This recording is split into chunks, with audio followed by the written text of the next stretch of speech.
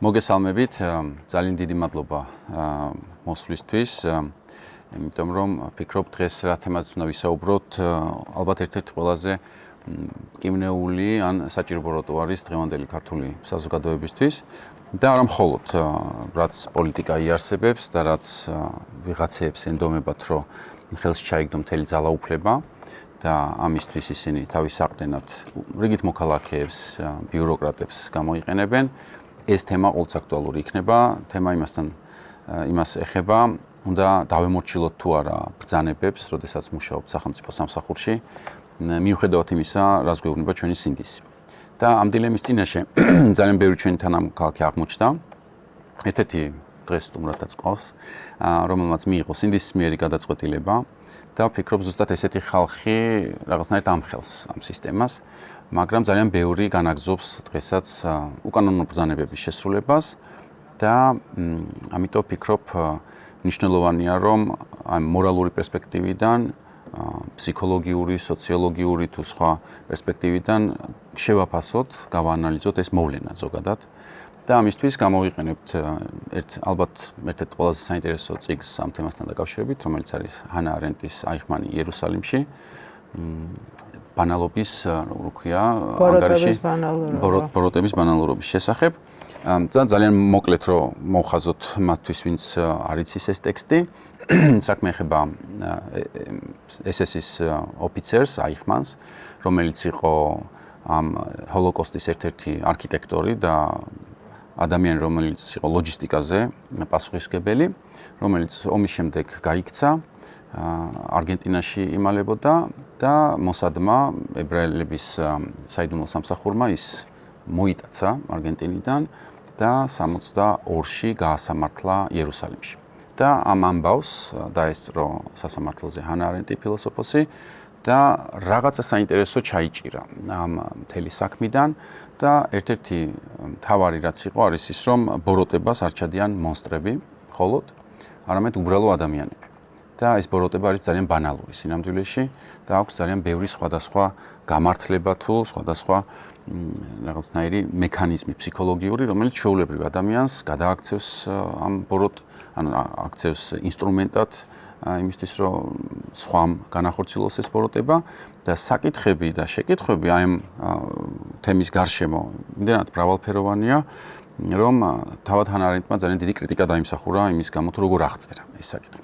მეც აღარ მოვყვები, მთავარი თემა არ ვიცი საიდან შეიძლება რომ მიუდგეთ, მაგრამ არის რა აქცევს ჩვეულებრივ ადამიანს ბოროტ ადამიანად, როდესაც ის მსახურობს, თქვათ რაღაც ავტორიტარულ სისტემაში. და რა მექანიზმები არის ის, რომელიც მას ათავისუფლებს ბოროტების წნეხისგან, თითქოს ათავისუფლებს პასუხისმგებლობისგან, რომ მომავალში მან თქვას, რომ ის არაფერში არ არის დამნაშავე. დამნაშავე ყოველთვის არის სხვა, მაგალითად სისტემა. ნებისმიერი თანმიმდევრობით, როგორ ფიქრობთ, პირველი საკითხი, რითიც შეგვიძლია დავიწყოთ, არის ის, თუ გჯერათ თუ არა აღწერის, რომელსაც ჰანა არენდი გვთავაზობს, რომ ჩვეულებრივი ადამიანები შეიძლება გახდნენ ბოროტები, თუ ბოროტება თქვენთვის შეიძლება იყოს რაღაცა საწყისის მიერი. იმიტომ რომ დღეს ჩვენ ხედავთ ისეთ ბოროტებას, რომელსაც მე მინდა მჯეროდეს, რომ ის მომდინარეობს, რაღაცა წყარო მას უნდა კონდეს და ჩვეულებრივი ადამიანი ამას არ ჩაიდენს, რაც ჩვენს თავს დღეს ხდება. მე დავიწყებ თქვენი ნებართვით, იმიტომ რომ მინდა ერთი განსაზღვრება შემოგთავაზოთ. ეს განსაზღვრება ეკუთვნის ჩემთვის ერთ-ერთ ყველაზე საინტერესო და საყვარელ სოციოლოგს მაქს ვებერს, მე-20 საუკუნის ძალიან ცნობილ მოაზროვნეს, ის გვთავაზობს დაქვემდებარების თუ მორჩილების განსაზღვრებას და ეს განსაზღვრება მარტივია პრინციპში, მაგრამ არსებითი და ძალიან ზუსტი. აი რას ამბობს მაქს ვებერი? ის ამბობს, რომ მორჩილებასთან საქმე გვაქვს მაშინ, ან დაქვემდებარებასთან საქმე გვაქვს მაშინ, როდესაც გარკვეულ ბრძანებას ვინმე ემორჩილება ამ ბრძანებაზე რეფლექსიის გარეშე. ანუ ბრძანებას ვინმე ემორჩილება ბრძანების შინაარსის კრიტიკული რევიზიის გარეშე. და მაქს ვებერი ამბობს, რომ ეს არის ასე ვთქვათ ის შემთხვევა მორჩილების, რომელიც მოიტანა მოდერნიზმმა, უпростоრად მოდერნიზმის იმ განზომილებამ, თუ შეიძლება ასე ითქვას, რასაც ქვია ფორმალურ რაციონალობა, რომელიც მოდერნული ბიუროკრატიის განუყოფელი ნაწილია და მე მგონი აი პრობლემა სწორედ ეს არის, ის რაც თქვენ დასვით ლევან, არის ეგრო ესე იგი კი ადამიანებს მოეთხოვებათ, მათ შორის ჩვეულებრივ ადამიანებს მოეთხოვებათ მორჩილება, ოღონდ მოდერნიზმის პირობებში მორჩილება არა ინდივიდის ან ტრადიციის მიმართ, არამედ კანონის მიმართ, მაგრამ როგორც აღმოჩნდა, კანონის მიმართ მორჩილება, ანუ შეგვიძლია უფრო დემოკრატიული ტერმინებითაც აღწეროთ, ესე იგი კანონის უზენაესობის აღიარება, როგორც ჩანს, სულაც არ არის საკმარისი იმისთვის, რომ ჩვენ შევქვნათ კარგი საზოგადოება. კანონის უზენაესობა არ არის საკმარისი იმისთვის, რომ ჩვენ შევქვნათ ისეთ ემპათიური საზოგადოება, იმიტომ რომ შეიძლება და მარტივ მიზეზის გამო შეიძლება თავად კანონები აღმოჩნდნენ ერთჩვენიერ დღეს ცუდი და აი ხმანის შემთხვევაში სწორედ ეს არის, ემორჩილებოდა კანონს, ნაცისტურ რეჟიმის კანონებს, ნაცისტურ რეჟიმის მიერ შემოღებულს და სასამართლოზე ის თავს იმართლებდა სწორედ ამით, რომ მე ვიყავი, ასე ვთქვათ, სახელმწიფო ბიუროკრატიის ნაწილი, ვიყავ ჩინოვნიკი და ასე ვთქვათ, ცხადად, ერთმნიშვნელოვნად და ყოველგვარი ეჭვის გარეშე ვასრულებდი იმ კანონებს, ანუ ემსახურებოდი იმ წესრიგს, რასაც ბიუროკრატია მთავაზობდა. აი მე მგონი პრობლემის არსი ეს არის, რომ არის საკმარისი კანონებით მართვა. თითქოს დემოკრატიის ყველაზე მარტივი განსაზღვრება ეს არის, ხო, რომ დემოკრატია ეს არის კანონებით მართვა, კანონის უზენაესობა, როდესაც კანონზე მაღლა არავინ დგას,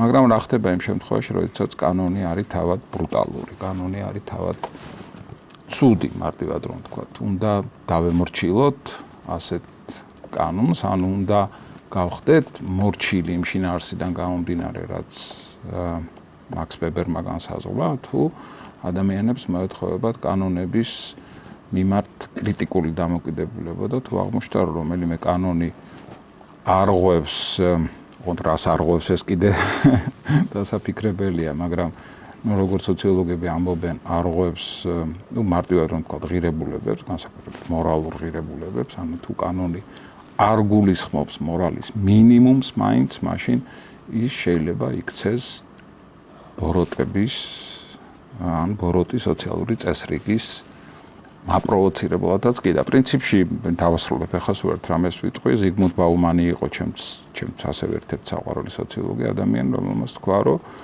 სწორედ აი ამ ფორმალურმა რაციონალობამ, ბიუროკრატიამ, კანონის გაფეთიშებამ, კანონის უზენაესობამ და სოციალური წესრიგის გადარჩენის და უოკებელმა, ასე ვთქვათ, მცდელობამ მიიღო ანა კაცობრიობა ფაშიზმამდე, ნაციზმამდე და კომუნიზმამდე და როდესაც მან ეს დაწერა თავის ერთ-ერთ შესანიშნავ შრომაში, რომ ნაციზმი ეს არის არა რაღაცა ასე ვთქვათ ბარბაროსობა, არამედ ეს არის მოდერნიზმის ყველაზე უფრო რაფინირებული და ყველაზე უფრო წმინდა გამოხატულება, ანუ ნაციზმი ეს არის მოდერნიზმის პირდაპირი შედეგი, ანუ სოციალური წესრიგის ფეტიშის შედეგი, ეს რაღაც ბომბასავით გასკდა პრინციპში ჰანა არენტი და ზიგმუნდ ბაუმანი ამ თვალსაზრისით ერთმანეთს ეთანხმებიან და როგორც თქვენ ბრძანეთ, ჰანა არენტმაც დაიმსახურა კრიტიკა, განსაკუთრებით ებრაელების მხრიდან, როდესაც მან სწორედ ფორმალური ბიუროკრატიის მიმართ ერთგულებით ახსნა აიხმანის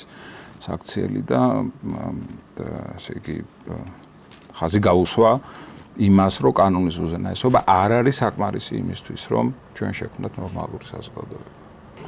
შევეცდა ჩემი მხრიდან პასუხო თქვენს დასმულ კითხვას, იმიტომ რომ კითხვა იყო ესეთი, გჯერათ თუ არა იმისა, რომ ჩვეულებრივი ადამიანი შეიძლება გახდეს, ასე ვთქვათ, დანაშაულის ჩამდენი, ოღონდ ასეთ შემთხვევაში ეს დანაშაული იქნება რაღაცა გარკვეული თანმიმდევრობა ქცევებისა, რომელიც საბოლოო ჯამში მთავრდება ადამიანის და ადამიანურობის გაგების საწინააღმდეგოდ.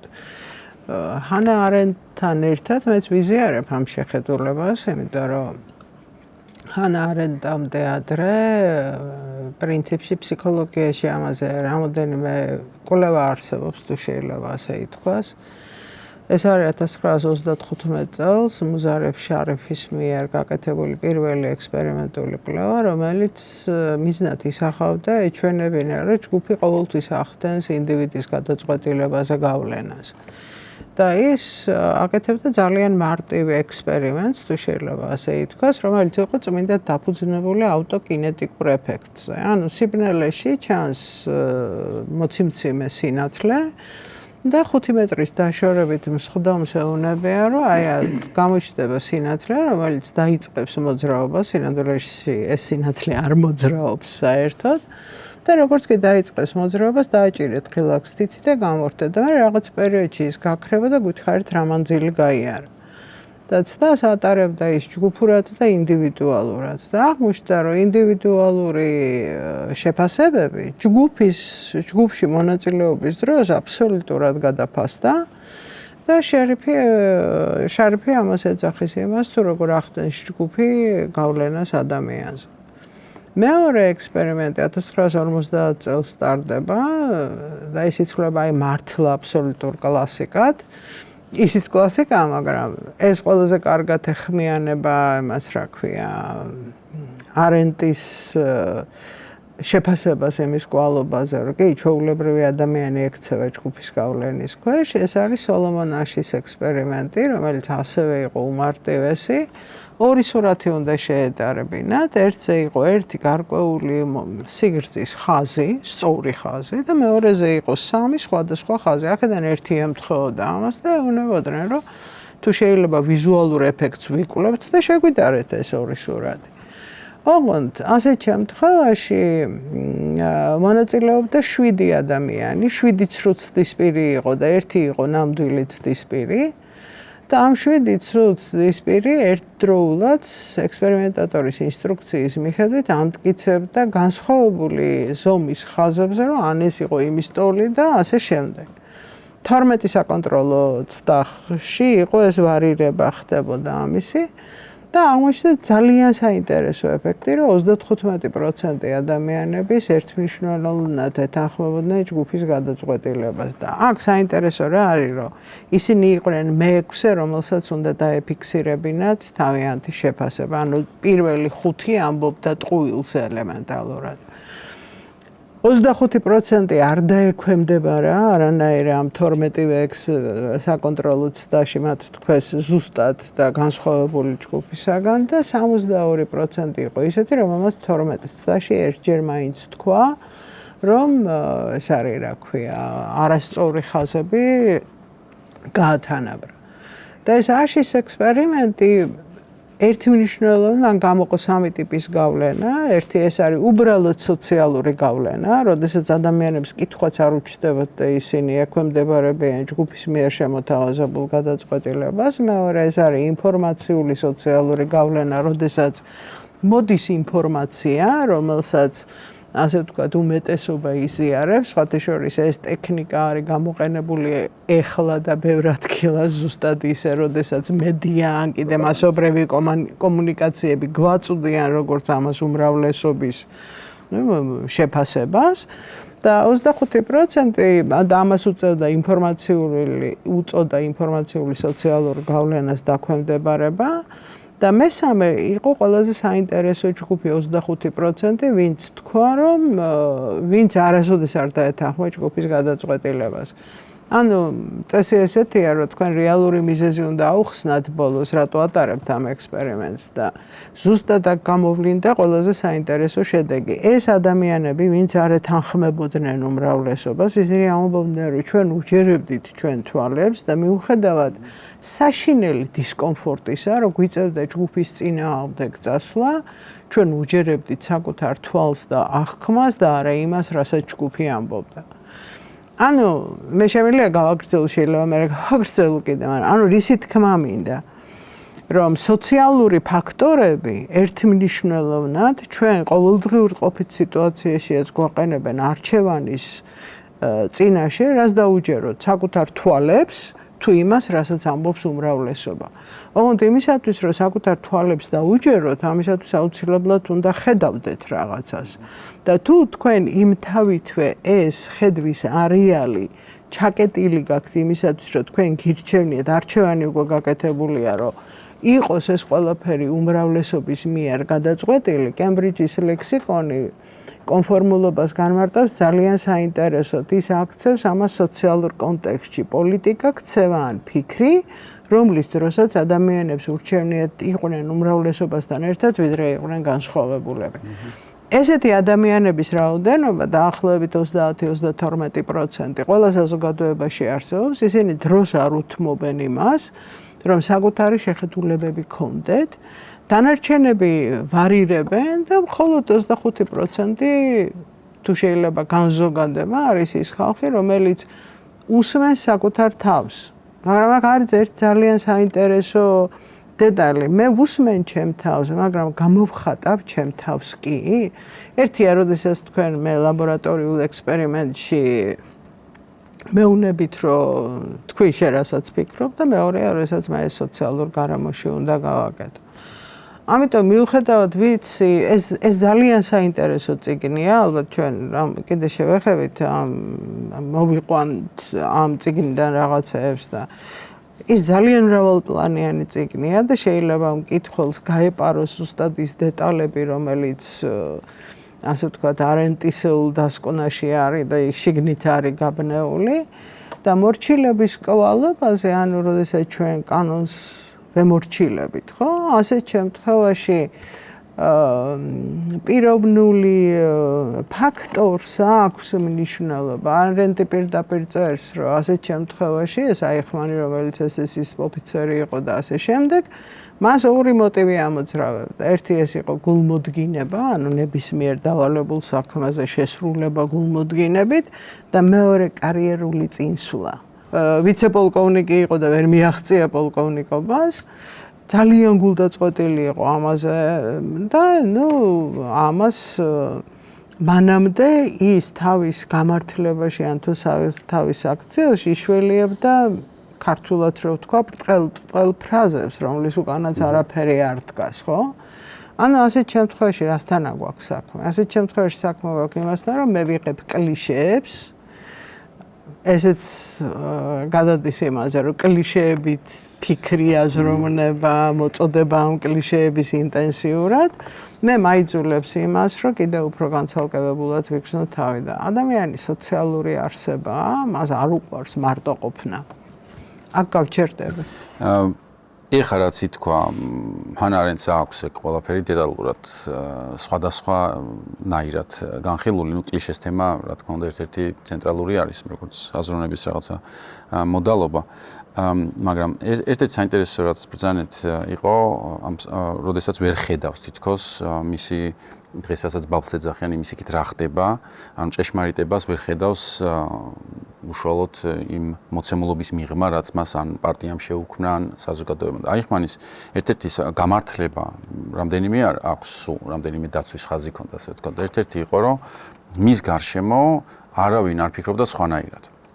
უბრალოდ არავინ არ ფიქრობდა და შესაბამისად ერთადერთ რაღაცას იგონებს, როდესაც ვიღაცამ უთხრა, რომ გონი ამ ჰოლოკოსტის თვალსაზრისით ცუდ საქციელს ჩადიხართ. ანუ ერთადერთ შემთხვევას იხსენებს მხოლოდ და დანარჩენ ხო ვთქვათ წარმოვიდგინოთ, ხო, აიხმანი ვისთან ურთიერთობდა, ხო, იყვნენ პარტიულები, ოფიცრები, გენერლები და სხვა, ანუ ყველანი იყვნენ ნაცისტები, ბანკეტებზე რო დადიოდა, იქაც ხვდებოდნენ ნაცისტები. ეს ძალიან გვაგონებს პრინციპში ნებისმიერი ავტორიტარული ელიტის ფორმირებას, ხო? იმიტომ რომ მსგავსად ცდილობს ნებისმიერი, ვთქვათ, ლიდერი, რომ შექმნას სივრცეები, სადაც მხოლოდ ისინი იქნებიან, რომ ეს განსხვავებულობა არ გამოჩნდეს, ხო? განტვირთავს თუ არა ეს მომენტი ადამიანს პასუხისმგებლობისგან. იმის თქმა, რომ ჩემს გარშემო ყველა ესე იქცეოდა და ამიტომ ჩვენ ხა ავხსენით, მაგრამ არ შეგვიფასებია, ანუ განათავისუფლოთ თუ არა ეს ხალხი ბრალეულობისაგან, იმის გამო რომ იქცეოდნენ როგორც ყველა. დავითი. მე ხარ ცოტა რომ რა საიდანაც გინდა? ის შევძინო რაღაც სიმკვეთრე, ვილაპარაკებ ბევრი პერსპექტივიდან შეიძლება. ფილოსოფიურ, სოციოლოგიურ და მე ამ შემთხვევაში ავიღებ ვიწრო ბიუროკრატიულ პერსპექტივას, და აქედან შევეცდები, რომ მოგიგერიოთ. ხო, ერთი ესეთი ბუდასთან მიდის სარდალი, ესეთი ბუდისტური ამბავი, რომ ბუდასთან მიდის სარდალი, ეუბნება, რომ ხოლო ბრძოლა მაქვს და ასეთი მტერი მე პირისპირდებაო და როგორ დავამარცხოო და ეს ეუბნება, რომ შეეცადეო, რომ ძალიან ისე შემჩევად მიეპარო, მოლოდნელად თავს დაესხა, რაც შეიძლება მეტი დახოცო ან დაატყვეო, მერე გაქრე, მერე სანამ მოვა ისევ გონს ისევ დაესხა. ეს გაოცებული სარდალი ეკითხება, რომ შენ ის არა ხარო, რომ სიკეთეს რო ქადაგებო და ბოროტებას რო ბოროტებით არ უნდა დაუპირისპირდეო და შენ კარგი კითხავსო ჩემთვის, შენ მე მკითხე როგორ დავამარცხო ის სარდალი. და ჩემი პასუხი შესაბამისად ასეთია. ბიუროკრატია და სახელმწიფო ინსტიტუცია ყოველთვის დგას ძალიან კონკრეტულ კონტექსტზე და კონკრეტულ მოცემულობაზე, რაც იმ წუთას მაგალითად წერილის სახით ან ინსტრუქციის სახით შენ შემოგდის. არის წერილი, არის კონკრეტული ნაბიჯი, რომელიც უნდა გადადგა, ან უნდა გადადგა მარჯვნივ, ან უნდა გადადგა მარცხნივ. ის არ ასე ვთქვათ, თავის თავში მორალურ, ასე ვთქვათ, სხვა ფილოსოფიურ თუ გემოვნებით თუ იდეოლოგიურ შეხედულებებს არ მოიცავს და არ გაძლევს უფლებას, რომ შენ ამასში ჩაერიო ამ ფორმით. სხვა შორის ერთ-ერთი მე არენტის მიმართ სხვა ფილოსოფიური შენიშვნები მაქვს, ეს ამ შემთხვევაში არ არის რელევანტური, მაგრამ აიხმანის ერთ-ერთი მთავარი დაცვის ფორმულა, რომლითაც ის თავს იცავდა, ის ამბობდა, რომ მე არ ვიცი რა არის მორალი. მე ვიცი ის ინსტრუქცია, რომელიც მე უნდა შემესრულებინა და ეს საკმაოდ ძლიერი თავდაცვითი თემაა, იმიტომ რომ საქართველოში ჩვენ თუნდაც დღეს და გუშინ ჩვენ ვიცით, რომ მორალური ინტერპრეტაციის საფუძველზე ადამიანების უფლებებს ლახავენ. და ლახავენ ძალიან უხეშად და ეს გადის სამართლიანობის ჩარჩოებიდან. შესაბამისად, ბიუროკრატიის ამ შემთხვევაში საჯარო მოხელის საკმაოდ ძლიერი დაცვის ინსტრუმენტია ის, რომ მე ჩემი გემოვნება რა ხასიათსება, რა დამოკიდებულება მაქვს ამ შემთხვევაში არ არის მნიშვნელოვანი. ამიტომ ძალიან კონტექსტუალური არის ჩვენი დღევანდელი საჯარო ადმინისტრაცია, ისტორიული არის ძალიან, ის გარდამავალ ეტაპზე არის. რა თქმა უნდა, ის არ არის მთლიანად მოწყვეტილი საზოგადოებისგან. ის ტრანსფორმაციას განიცდის, როგორც ვთქვათ, ჩვენ 200 წლიანი, ესე იგი, რუსული ბიუროკრატიის ნაწილი ვიყავით. ბიუროკრატია სახელმწიფო პრინციპში ისტორიულად ბიუროკრატიის გარეშე არ არსებობს. არათუ სახელმწიფო, არამედ იმპერიები, ახლა დღესაც ეს ყადაღებული deep states რო ამბობენ და რო რაღაც ბიუროკრატია რაღაც ის გონიათ, რაღაც სფინქსი, რომელიც მოფრინავს საიდანაც ყველაფერში ერევა. თუნდაც ჩვენს გარშემო საქართველოში დაწყებული აქემენიდური ბიუროკრატიიდან, რომელზეც მერე მთელი არაბეთის იმპერია დაეყრდნო, ბიზანტიური ბიუროკრატია, რომელზეც დაეყრდნო მთელი ოსმალეთის იმპერია, რუსული ცარისტული ბიუროკრატიას პირდაპირ დაეყრდნო სტალინური აპარატი. ეს სოციალს კარგად აქვს ალექსანდრ ზენოვიევს თავის როგორ არის ეს ქართულად არ ვიცი, ზიაიში ვისოტი, რასაც ის ამბობს, რომ ეს საბჭოთა ბიუროკრატია მთლიანად მიიღო ცარიზმისგან ეს ინსტიტუცია, რაც მიიღო პუტინმა ამ შემთხვევაში, რაც საქართველოში რისი საფრთხეც არსებობს დღეს, რომ სახელმწიფო აპარატი დაბრუნდეს იქ, სადაც რომელიც შეიძლება ითქვას, რომ 90-იან წლებში რაღაცნაირად ჩაიძირა კორუფციაში, გაიხრწნა და რაღაცნაირად დასრულდა და თან ბოლომდეც არ დასრულდა და ამიტომ არის და ეს პლიანად მე მიმული არის სოციალურ კონტექსტთან, კულტურულ კონტექსტთან, ის ზინოვიევს კარგად აქვს, რომ ეს რუსული ავტორიტარიზმი და რუსული ეს აპარატი და ეს ბიუროკრატია არ არის ტოტალიტარული მოვლენა, ეს კულტურული მოვლენაა უკვე, ეს გამჯდარი არის კულტურაში. შესაბამისად საფრთხე არის არა ის, რომ ჩვენ დაუბრუნდეთ საბჭოთა ბიუროკრატიულ და цаრისტულ მიდგომას, არამედ საფრთხე არის ის, რომ ჩვენ დაუბრუნდეთ იმ კულტურას, კულტურად ჩავბრუნდეთ ისევ იმ მდგომარეობაში. უცებ რო ისაუქნა რა, იმიტომ რომ ბიუროკრატიის ან გვიანდელი პერიოდის საბჭოთა კავშირის ბიუროკრატიის აღწერი ყველაზე კარგი ალბათ მაგალითი არის ცისფერი მთები მაგალითად ჩემთვის რა. ან ხო უნდა განვასხვაოთ სტალინური ბიუროკრატია, რომელიც არის მექანიზმია, მანქანა არის და მართლა ხორცსაკეპი არის და ხალხს ხოცავს, ну როგორც ნაცისტური ხო, ანუ ყველაფერი რიცხვები არის რა. და არის მეორე გვიანდელი საბჭოთა ეპოქის ბიუროკრატია, რომელიც არის სავსე კორუფციით, არაფერი საქმე არ კეთდება, ყველაფერი შემოვლით ხდება და ის რაც გასაკეთებელი, იმაშიც ფულს იღებს ხალხი, ხო, რაც ეკუთვნით რო აკეთონ რა. ხო და ეს ჩვენი ქართული ბიუროკრატია პირდაპირ სტალინურს როგორ უნდა მივაბათ, როდესაც შუაში გაქვს ესეთი კი, განიცადა ამან, რა თქმა უნდა, დეგრადაცია და რა თქმა უნდა ეს დაიშალა და დასუსტდა და ძალიან, მაგრამ ჩვენ რასაც ვხედავთ დღეს რუსეთში, ზუსტად ის ბრუნდება, აი ეს უშროების სამსახურები, ეს ეკლესიის ფორმი, ეკლესიის, ასე ვთქვათ, მიერთება სახელმწიფო ადმინისტრაციასთან, გოსპლანი შეიძლება აღარ არის, მაგრამ ეს ოლიგარქიული წყობა, რომელიც მთლიანად შეერწყა ამ სისტემას, ზუსტად იგივე ფორმას იღებს დღეს ბიზნესის მდგომარეობა იღებს, მაგრამ ეხლა ჯერ არ მინდა ასე გავშალო, უფრო კონკრეტულად მინდა ამ შემთხვევაში იმ დავალებაზე ვთქვა, რომელსაც შენ ან აკეთებ, ან არ აკეთებ. პრობლემა არის ის, რომ ჩვენთან ეს ყველაფერი გაწერილი არის სამართლით.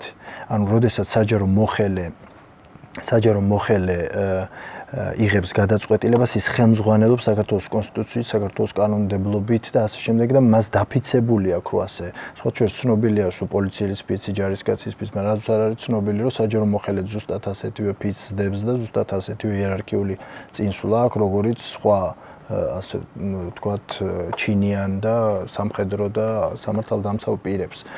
და აქ იყო ძალიან საინტერესო, აი, როდესაც შესავალში თქვი, რომ მე სინდისიერი გადაწყვეტილება მივიღე, ეს არ იყო სინდისიერი გადაწყვეტილება. ეს იყო ძალიან ბიუროკრატიული გადაწყვეტილება, იმიტომ რომ მე როგორც უვადოდ გამწესებულ საჯარო მოხელეს მოულოდნელად მითხრეს, რომ მე უნდა ყოფილიყავი ანგარიშვალდებული არა იმ უფლებამოსილებების მიმართ, რომელიც მე მეკისრებოდა თანამდებობრივად, არამედ მე უფრო უნდა გამختارიყავი ანგარიშვალდებული ზემდგომი პირის მიმართ. ანუ გამიუქმეს სტატუსი როგორც უვადოდ გამწესებული საჯარო მოხელის და შემომთავაზეს ადმინისტრაციული ხელშეკრულებით დასაქმება, რაც ნიშნავს ეს ერთ-ერთი ცვლილებაა, რაც განხორციელდა საჯარო ერთ-ერთი მთავარი ცვლილება საჯარო სამსახურისთვის. ეს ნიშნავს, რომ ჩემი ზემდგომს რო გაათავისუფლებდნენ, მეც ავტომატურად უნდა გავიცე. გარდა ამისა, თუ ჩემ ზემდგომს რაიმე არ მოეწონებოდა, მე მეხსნებოდა საშრომითი კანონმდებლობით ჩემთვის ყველანაირი დაცვის უფლება. რომ ეს გამეკეთე, რომ მაგალითად ეს გამეპროტესტები ერთ თვეში შეეძლო ეთქვა, რომ თქვენ აღარ მომწონხართ, მე არასრულებთ კარგად ჩემ დავალებებს. და ეს ამიტომ პრობლემა ჩვენ არ უნდა შევიქმნათ ისეთი განცდა, რომ ბიუროკრატიულად და ადმინისტრაციულად ეს არ აისახება ცვლილებებზე. სწორედ კანონმდებლობა მთლიანად იცავს საჯარო მოხელეს იმისთვის, რომ მან კეთილსინდისიერად აღასრულოს თავისი უფლებამოსილებები. და თუ ის აღარ იცავს ამას, ეს უკვე სისტემური პრობლემა არის. მე როდესაც ამ შემთხვევაში დავიწყე გამოყენება ტერმინის რეჟიმი, ეს არ იყო, იმიტომ რომ ეს ჩემი გემოვნების საკითხი იყო, ანუ ვემხრობი ქართულ ოცნებას, ანუ ეწინააღმდეგე, არა, სისტემამ შეიცვალა ხასიათი. ის დემოკრატიული სახელმწიფო ინსტიტუციიდან გარდაიქმნა რეჟიმულ, ასე ვთქვათ, სისტემად, რაც ნიშნავს, რომ მე რო გავასაჩივრო სასამართლოში ის, რომ მე არასწორად მეკცევა ჩემი ზემდგომი, ამაზე არ მივიღებ ადეკვატურ გადაწყვეტილებას. ეს ნიშნავს, რომ მთლიანად სისტემა იშლება და რასაც ჩვენ ვეძახით ძალაუფლების კონსოლიდაციას ერთი პარტიის ქვეშ, სწორედ პარტიული პრობლემა არის. ის რომ ერთმა პარტიამ დაიმკვიდრება სამივე შტო ძალაუფლების და მე როგორც საჯარო მოხელეს ამ შემთხვევაში მევალება მხოლოდ მორჩილება. დამოუკიდებლად იმისა, რას მეუბნება მე ჩემი კანონმდებლობა. ესე იგი მე რომ მითხავს, რომ აი თქვა წყალი დამისხი და მომაწოდე, მე ვთქვი, ვერ მოგაწოდებ წყალს, იმიტომ რომ ეს არ შედის ჩემ უფლებამოსილებებში უკაცრავად. მას აქვს უფლება მითხავს, რომ რაღაც ისე აღარ აკეთებ, როგორც გთხოვე და ჯობია რომ თანამდებობიდან წახვიდე. და გამათავისუფლოს და ეს იქნება უკვე მათ მიერ კანონიერი გადაწყვეტილება იქნება. ამიტომ, როდესაც ჩვენ ვამბობთ ნაცისტურ სისტემაზე, ნაცისტური სისტემა არ იყო დემოკრატიული სისტემა ამ თვალსაზრისით, ის არ ემყარებოდა ამ კონტროლისა და ბალანსის მექანიზმებს. საერთოდ გამოსული იყო ის ერთპარტიული სისტემა იყო, იმ ტოტალურად განსაზღვრავდა ადამიანის მორჩილებას, შესაბამისად, როდესაც ჩვენ ვამბობთ, რომ სისტემა იხრება ავტორიტარიზმისკენ, ეს ნიშნავს, რომ მე როგორც ამ სისტემაში მომსახურე პირი, მომუშავე პირი, მე ან ვექვემდებარები ამ გარდაქმნას და ვხდები ამ სისტემის ნაწილი, ან მე აღარ ვხდები ამ სისტემის ნაწილი და ვეუბნები, რომ სისტემა იცვლება. შესაბამისად, ამ სისტემაში სამსახური არ არის იმ სისტემაში სამსახური, რომელშიც მე გუშინ მუშაობდი. და ამას ბიუროკრატი ძალიან ფაქიზად გრძნობს, რა თქმა უნდა, თუ ის არ არის ან ნეპოტისტურ საფუძველზე ან რაღაცა იმედები არა აქვს. და ნუ კიდე ბევრი ის არის, მე ხა ამაზე მოკლედ ვიტყვი და ანჩენი მე დაუბრუნდით. რა ის არის ორი რაღაც ახსენეთ, რაც ამ ბიუროკრატს თითქოს ჯერ ბიუროკრატს ვამბობთ ხოლმე ადამიანის მაგივრად და ეგ არის ალბათ ის მოდერნისტული შიფტი, ხო? ანუ ახალი ტიპის სახელმწიფო, სადაც ადამიანის როგორც ტერმინი აღარ არის საჯარო მოხელე დავარქვათ. რომს დავარქვათ? ნახე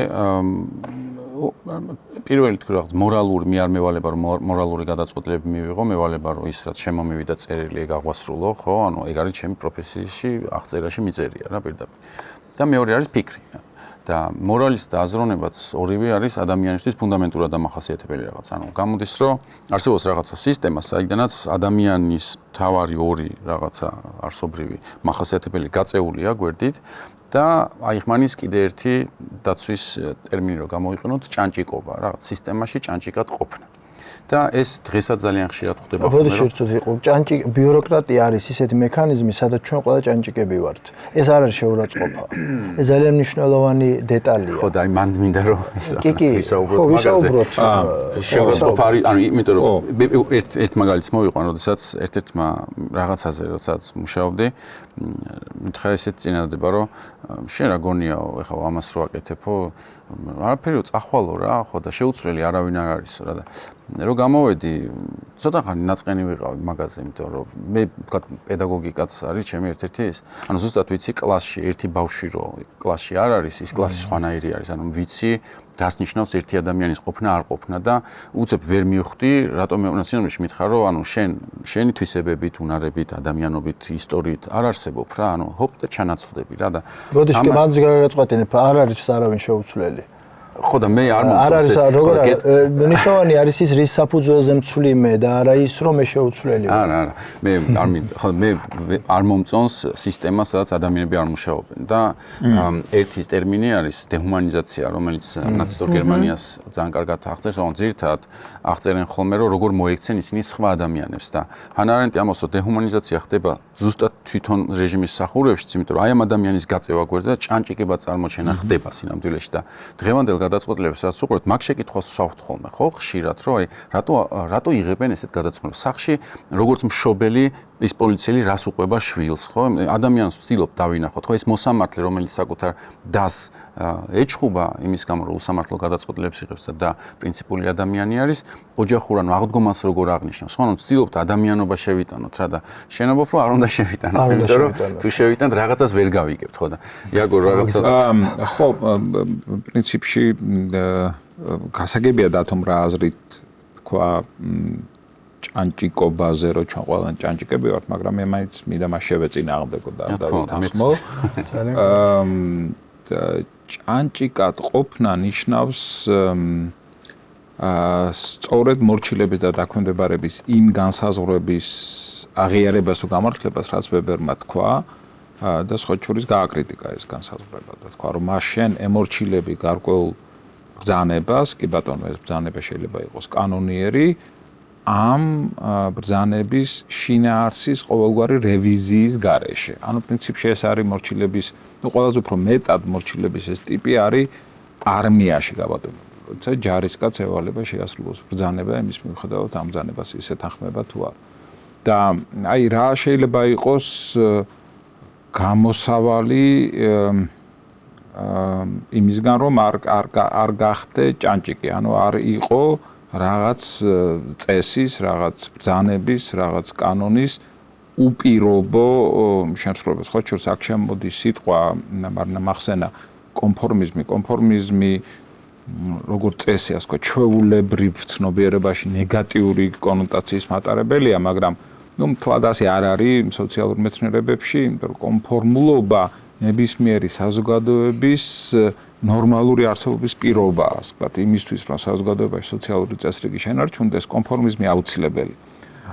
ანუ შეგუება თუ საზოგადოება ვერ განვითარდება, ასე ვთქვათ, მუდმივი ჯანყის ან დეზორგანიზაციის პირობებში, მუდმივი ქაოსის პირობებში, წინააღმდეგობის რეჟიმი საზოგადოების განვითარებას ხელს უშლის, ხო, იმისთვის, რომ საზოგადოება განვითარდეს, აუცილებელია, რომ კონფორმულობის გარკვეული მინიმალური დონე არსებობდეს, ანუ საზოგადოების წევრები აღიარებდნენ იმ სოციალურ წესრიგს, რომელშიც ცხოვრობენ და მიიჩნევდნენ ამ სოციალურ წესრიგს ლეგიტიმურად. მაგრამ აქ შემოდის ესეთ სიტყვა, რომ გასაგებია, რომ უნდა შეეგუება. რას ეგუები, ამას ხო აქვს მნიშვნელობა. ესე იგი, რას ეგუები, ამას ხო აქვს მნიშვნელობა. მაშ აიხმანის პრობლემა და იყო სწორედ ეს, რომ ის ეგუებოდა ისეთ რეჟიმს, რომელიც იყო ლევან შენ კარგი სიტყვა ეხმარე, დეჰუმანიზირებული, ანუ ეგუებოდა ისეთ წესრიგს, რომელიც არ ითვალისწინებდა მორალის მინიმუმს, თუ შეიძლება ასე ითქვას. ოღონდ ამაზე შეგვიძლია ვიმჯეროთ რა არის ეს მინიმუმი მორალის და მე მაინც მომწონს იმისთვის, რომ აი ჭანჭიკობას ცუდი გაგებით, თუმცა არ ვიცი, კაი გაგებით ჭანჭიკობა რას ნიშნავს, მაგრამ ჭანჭიკობას კი ბატონო და ველოდები ამას და გასაგებია და რატომ რაც იგულისხმება თქვენ და უბრალოდ მე ამას არ დავარქმევდი ჭანჭიკობას, მაინც რაღაც სხვა სახელს მოუძებნიდი ლოიალურობას მაგალითად, მაგრამ მე ძალიან მომწონს ჭანჭიკობისგან თავდახსნის ის გამოსავალი, რასაც თავაზობს იგივე ზიგმუნდ ბაუმანი, როდესაც ის ამბობს, რომ აი რა უნდა გვიხსნას ყოველგვარი წესრიგის უპირობო მორჩილებისგან, რომ მაშინ რა უნდა გვიხსნას იმისგან, რომ კანონი უზენაესია, მაგრამ რაღაც შემთხვევებში კანონს შეიძლება არ დავემორჩილოთ და მას შემოაქვს ერთი ტერმინი, რომელიც მთლად მისი არ არის, მან ის ესხა ეს ტერმინი სხვა სოციოლოგისგან, მას შემოაქვს ტერმინი უცხო და ის ამბობს, რომ მას ჩვენ იმისთვის, რომ აი აღარ განმეორდეს ჰოლოკოსტი, ნაციზმი, ფაშიზმი, კომუნიზმი და ასე შემდეგ, უნდა ვიქცეთ უცხოებად. რას ნიშნავს ეს? თითქოს ისეთი პარადოქსული ამბავია, რასაც ბაუმანი ამბობს, მაგრამ ის ამბობს, რომ მას როდესაც რაიმესთან მიმართებას ვამყარებთ და მაგალითად ვართ სახელმწიფო ბიუროკრატიის ნაწილი, ყოველთვის უნდა გქონდეს შესაძლებლობა განსხვავების შემოტანის. ანუ ყოველთვის უნდა გქონდეს შესაძლებლობა იმისა, რომ ჩვენ ვიყოთ რეფლექტურები იმ გარემოს მიმართ, რომელშიც ცხოვრობ და იმის მიმართ, რასაც ეს გარემო გვთავაზობს და თუ აღმოვაჩენთ, რომ განსხვავების შეტანა აუცილებელია, ასე უნდა მოვიქცეთ. ანუ ჩვენგან, თუნდაც სახელმწიფო მოხელისგან არ უნდა არსებობდეს ერთმნიშვნელოვანი მოლოდინი იმისა, რომ ჩვენ ყოველთვის იმ ბიუროკრატიის წესების მიხედვით მოვიქცევით, რომელსაც სახელმწიფო გვთავაზობს ან საჯარო სამსახური, ან მხოლოდ საჯარო კერძო სტრუქტურასაც აქვს თავის ბიუროკრატია ცხადია, ხო? ამიტომ ანუ სხვანაირად რომ ვთქვათ, ამბივალენტური ადამიანებია გამოსავალი იტყვის ზიგმუნდ ბაუმანი, უცხო სწორედ ამბივალენტური ადამიანია და აი როდესაც ვამბობთ, ვინ არის პროტოტიპი, სოციალური პროტოტიპი ასეთი უცხოსი, ეს ყველაზე მეტად ამას თვითონ ზიგმუნდ ბაუმანი არ ამბობს, მაგრამ მე ყველაზე მეტად ასეთად მიმაჩნია სამოქალაქო საზოგადოების ორგანიზაციების, ეგრეთ წოდებული NGO-ების ადამიანი, იმიტომ რომ NGO-ში დასაქმებულ ადამიანს აი შევადაროთ მაგალითად NGO-ს ტიპი და პარტიული ტიპი. აი რა განსხვავებაა პარტიის წევრსა და სამოქალაქო საზოგადოების ორგანიზაციის წევრს შორის. პარტიის წევრს აქვს დაკვეთა დაკვეთა პარტიული გადაწყვეტილებების მიმართ ლოიალურობის. და თუ ის ამ დაკვეთას არ ასრულებს, მაშინ უბრალოდ ის პარტიას ტოვებს. ან ცუდი პარტიულია და მას გარიყავს ეს პარტია, მას გააგდებს ეს პარტია თავისი რიგებიდან. ანუ პარტიის წევრად ყოფნას მოეთხოვება ეს ჭანჭიკობა სწორედ, რომ შენ უნდა იყო ასე ვთქვათ პარტიის როგორც კოლექტიური ორგანიზაციის გადაწყვეტილებების მიმართ ლოიალური, თუ იმის მიუხედავად ეთანხმები ამ გადაწყვეტილებებს თუ არა და თუ გადაწყვიტე რომ არ დაეთანხმოდა ეს საჯარო თქვა, მაშინ შენ პარტია გრიყავს. ანუ პარტიას ეს ჰოლისტურობის მოთხოვნა აქვს. მაშინ როდესაც სამოქალაქო საზოგადოებას ასეთი არ აქვს, ხო, სამოქალაქო საზოგადოება არის უფრო და ამიტომ სამოქალაქო საზოგადოების სივრცეში მოქმედება უფრო თავისუფალია ვიდრე პარტიის სივრცეში, ხო? ხშირად გაგვიგია ხოლმე ჩვენ რომ არ გვინდა პარტიული გავხდე, იმიტომ რომ იზღუდება ჩვენი თავისუფლება, ხო? სამოქალაქო საზოგადოებაში ჩვენ არ გვაქვს ასეთი შეზღუდვა, ანუ ეს ნიშნავს რომ ჩვენ შეგვიძლია ვიყოთ ამბივალენტური, ანუ ჩვენს მიმართ განსაზღვრული მოლოდინი, რომ ჩვენ ყველა შემთხვევაში დავექვემდებარებით გარემოს ზეწოლას არ არსებობს. ძალიან შეტევა სახელმწიფოზე და პოლიტიკურ სისტემაზე. არა, იცით რა შესაძლოა.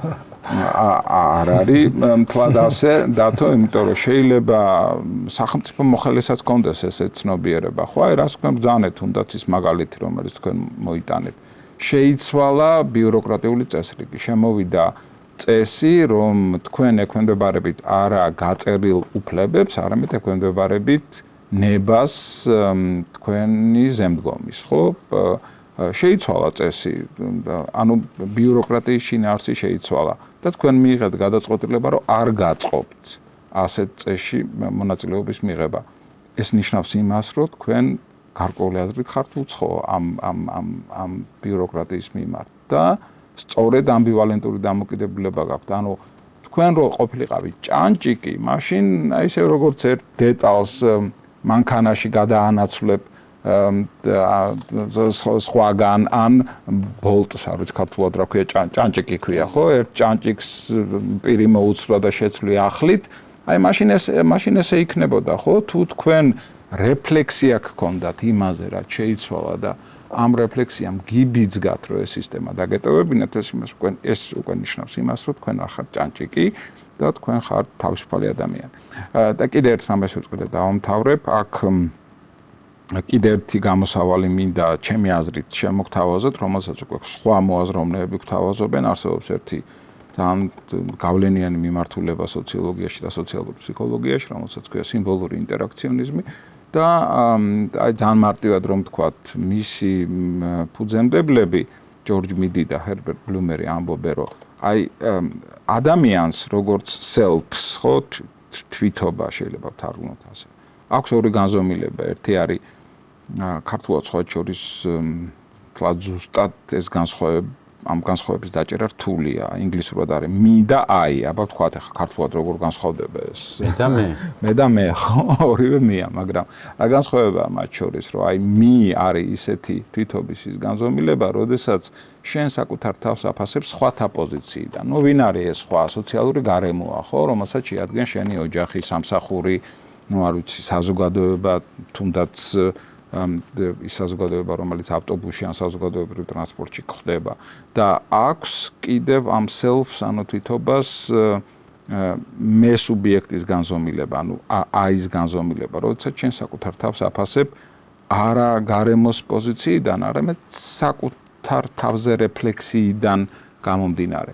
და აი სიმბოლური ინტერაქციონიზმი იტყვის, რომ ჭეშმარიტი კი არა, ნორმალური თუ იდეალური სოციალიზაცია როდის აქვს ადამიანს, როდესაც ხდება აი ამ მის და I-ის დაბალანსება, ანუ სოციალური გარემოს გავლენების და საკუთარი ინდივიდუალობის დაბალანსება და თუ ეს ბალანსი ირღვევა ან ერთი ან მეორე მიმართულებით, მაშინ საქმე გვაქვს დევიაციებთან. მაგალითად, თუ ბალანსი ირღვევა სოციალური გარემოს თვის უპირობო უპირატესობის სასარგებლოდ, უპირატესობის მინიჭების სასარგებლოდ, მაშინ ადამიანი ყალიბდება ზომბად.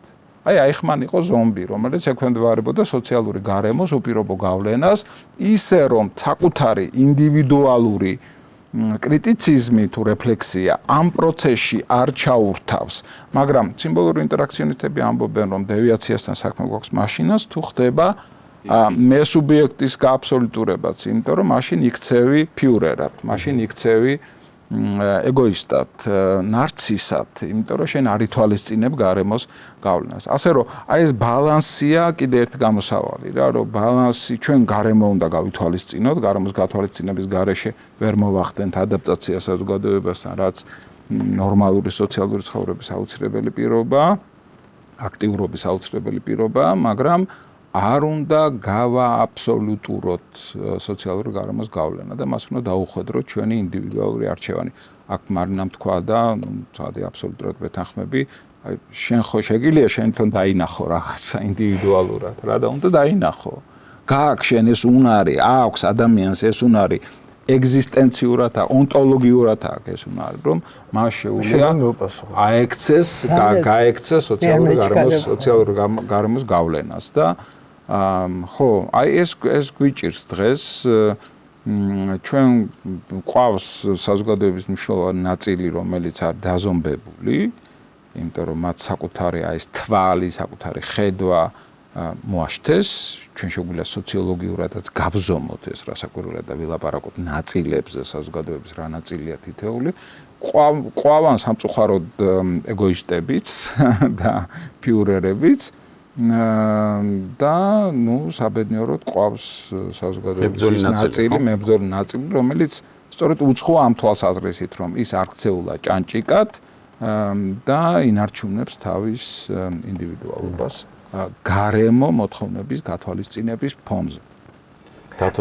კომენტარს გავაკეთებ და შემდეგ თქვენ ლიგოთ და მე კომენტარი იმაზე ისაუბრეთ და მე მახსოვს რაც მინდა ვთქვა. არა, უბრალოდ დავაზუსტებ ის რაც ვიგულისხმე. ესე იგი წარმოვიდგინოთ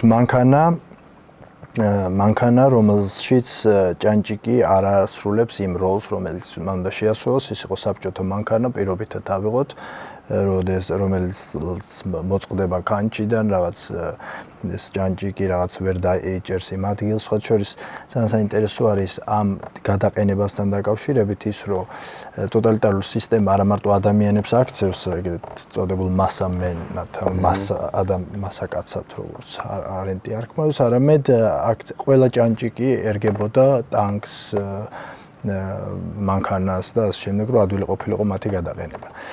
დემოკრატიული სისტემა ამას გამორიცხავს. მე ხშირად მისაუბრია და როცა ვთქვათ რაღაც ტრეინინგი ჩამიტარებია, ვთქვათ საჯარო მოხელეებისთვის, საჯარო მოხელე არის აბსოლუტურად უნიკალური თავის უფლებამოსილებებში განსხვავებით ბიზნესის სფეროებისგან. ანუ არ არსებობს 2 ან 3 მისნაირი, ანუ 4 შეიძლება იყოს რაღაც დეპარტამენტი, სადაც რამდენიმე მუშაობს, მაგრამ ფუნქციონალურად საჯარო მოხელეს, რაც უფრო ეფექტურია და მოქნილია სახელმწიფო მექანიზმი, მით უფრო უნიკალური როლი აქვს მინიჭებული თვითონ საჯარო მოხელეს და ამით უნდა იყოს ის ამაყი, იმიტომ რომ შეიძლება იმდენი ხელფასი არ აქვს, რაც ვთქვათ, კერძო სტრუქტურაში დასაქმებულ ადამიანს, მაგრამ მისი უნიკალურობა და მისი მნიშვნელობა სახელმწიფოსთვის და საკუთარი საზოგადოებისთვის არის აბსოლუტურად შეუფასებელი. ამიტომ ამბობ, რომ ჭანჭიკობა ნიშნავს ჭანჭიკობას საკუთარი უფლებამოსილებების წინაშე, იმ მთლიან სისტემაში, რომელიც არის დემოკრატიული ინსტიტუცია, სახელმწიფო ინსტიტუციებით შექმნილი. აი, ჩვენ როდესაც ვკითხულობთ ხოლმე ხშირად წერილებს, რომელსაც ქართული ოცნება და მართველი დღევანდელი რეჟიმი მართველი უგზავნის ამერიკის შეერთებულ შტატებს, პირველი რაც იქ არის შეურაცხყოფელი, ის მთლიანად უგულებელყოფს ამერიკულ სისტემას, როგორც დემოკრატიულ სისტემას და აი ტრამპი რასაც იტყვის ის იქნება, აი უცბად რო გითხრათ ორ სიტყვაში, რაღაც deep state-მა ასე უქნა და ასე უთხრა. ესე იგი წარმოუდგენელია დემოკრატიულ სისტემაში მე ჩემი უფლებამოსილებების წინაშე ვინმეს კონდეს ჩემში კომპეტენციაში ჩარევის უფლება. თუნდაც ჩემს ზემდგომს, ეს არის სისტემა. შენ გავალებს მაგალითად ფინანსთა მინისტრი ავიღოთ ხარ რომელიღაცა დეპარტამენტის უფროსი და გეუბნები რომ ეს მოამზადე. ის შეიძლება იძლევა დავალებას, მაგრამ სრულიად შეუვალი ხარ შენ საკუთარ კომპეტენციაში, შენ დასკვნაში, შენ ხელმოწერაში, შენ იმიტომ არის აი მაგალითად რომ მზადდება ძალიან ვიწრო ბიუროკრატიული ის რო თქვა წერილი მზადდება, ხომ ვინ მოამზადა ეს წერილი, ამას აუცილებლად უნდა იყოს რა ვადაში მომზადდა, ვის სახელზე მომზადდა, რას უპასუხეს.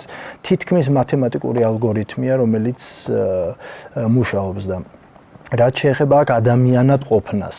ადამიანად ყოფნა გევალება ყველგან. მეტროს ექსკავატორზეც, უფლებამოსილების მომზადებისაც. პრობლემა ჩვენი ის კი არ არის, რომ ჩვენი პოლიციელები არაადამიანებად იქცნენ, როდესაც ჩასხდნენ ამ იმაში, რა ქვია, გამოსახლებული ადამიანების სავარძლებში. ხო, ეს კიდე სხვა ფენომენია და სხვა შესაძლებელია. პრობლემა არის ის, რომ პოლიციელი საკუთარ ფიცს არ იცავს. ეს არის პრობლემა. რომ საკუთარ ფიცს არ იცავს. პრემიერ-მინისტრი, რომელიც იძახის, რომ ესა და ეს კატეგორიის ადამიანები რუსთაველზე ვერ გაივლიან, იმიტომ რომ ასე ვამბობ მე, ის აჩერებს კონსტიტუციის მოქმედებას.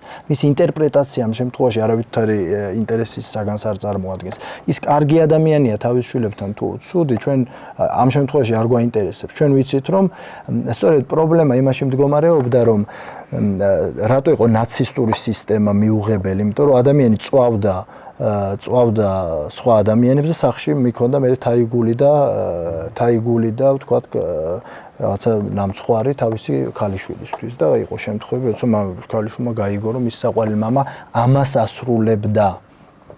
ეს არის პრობლემა, რომ მან განაცხადა თანხმობა იმ უფლებამოსილებების შესრულებაზე, რაც მას ნაცისტურმა სისტემამ დაუდგინა. ეს არის დეჰუმანიზაცია, რა ფაქტორები იწვევს ამას, ეს კიდე ცალკე, ამიტომ ვთქვი მე რომ ძალიან ვიწროთ ბიუროკრატიიდან ვიმსჯელები. არჩევანი არ იწვევს ამ ყველაფერს. კი, რა თქმა უნდა, ეს არის შენი არჩევანი, რომ შენ როდესაც განგესაზღვრება ასეთი უფლებამოსილებები, შენ ამას დათანხმდები თუ არ დათანხმდები.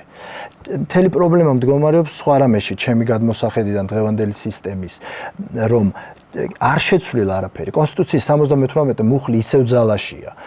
ის უფლებამოსილებები, რომელიც თვითონ საჯარო მოხელეს ჰქონდა, ისევ მოქმედებს. პოლიციელის ის არაფერი ისეთი არ შეცვლილა.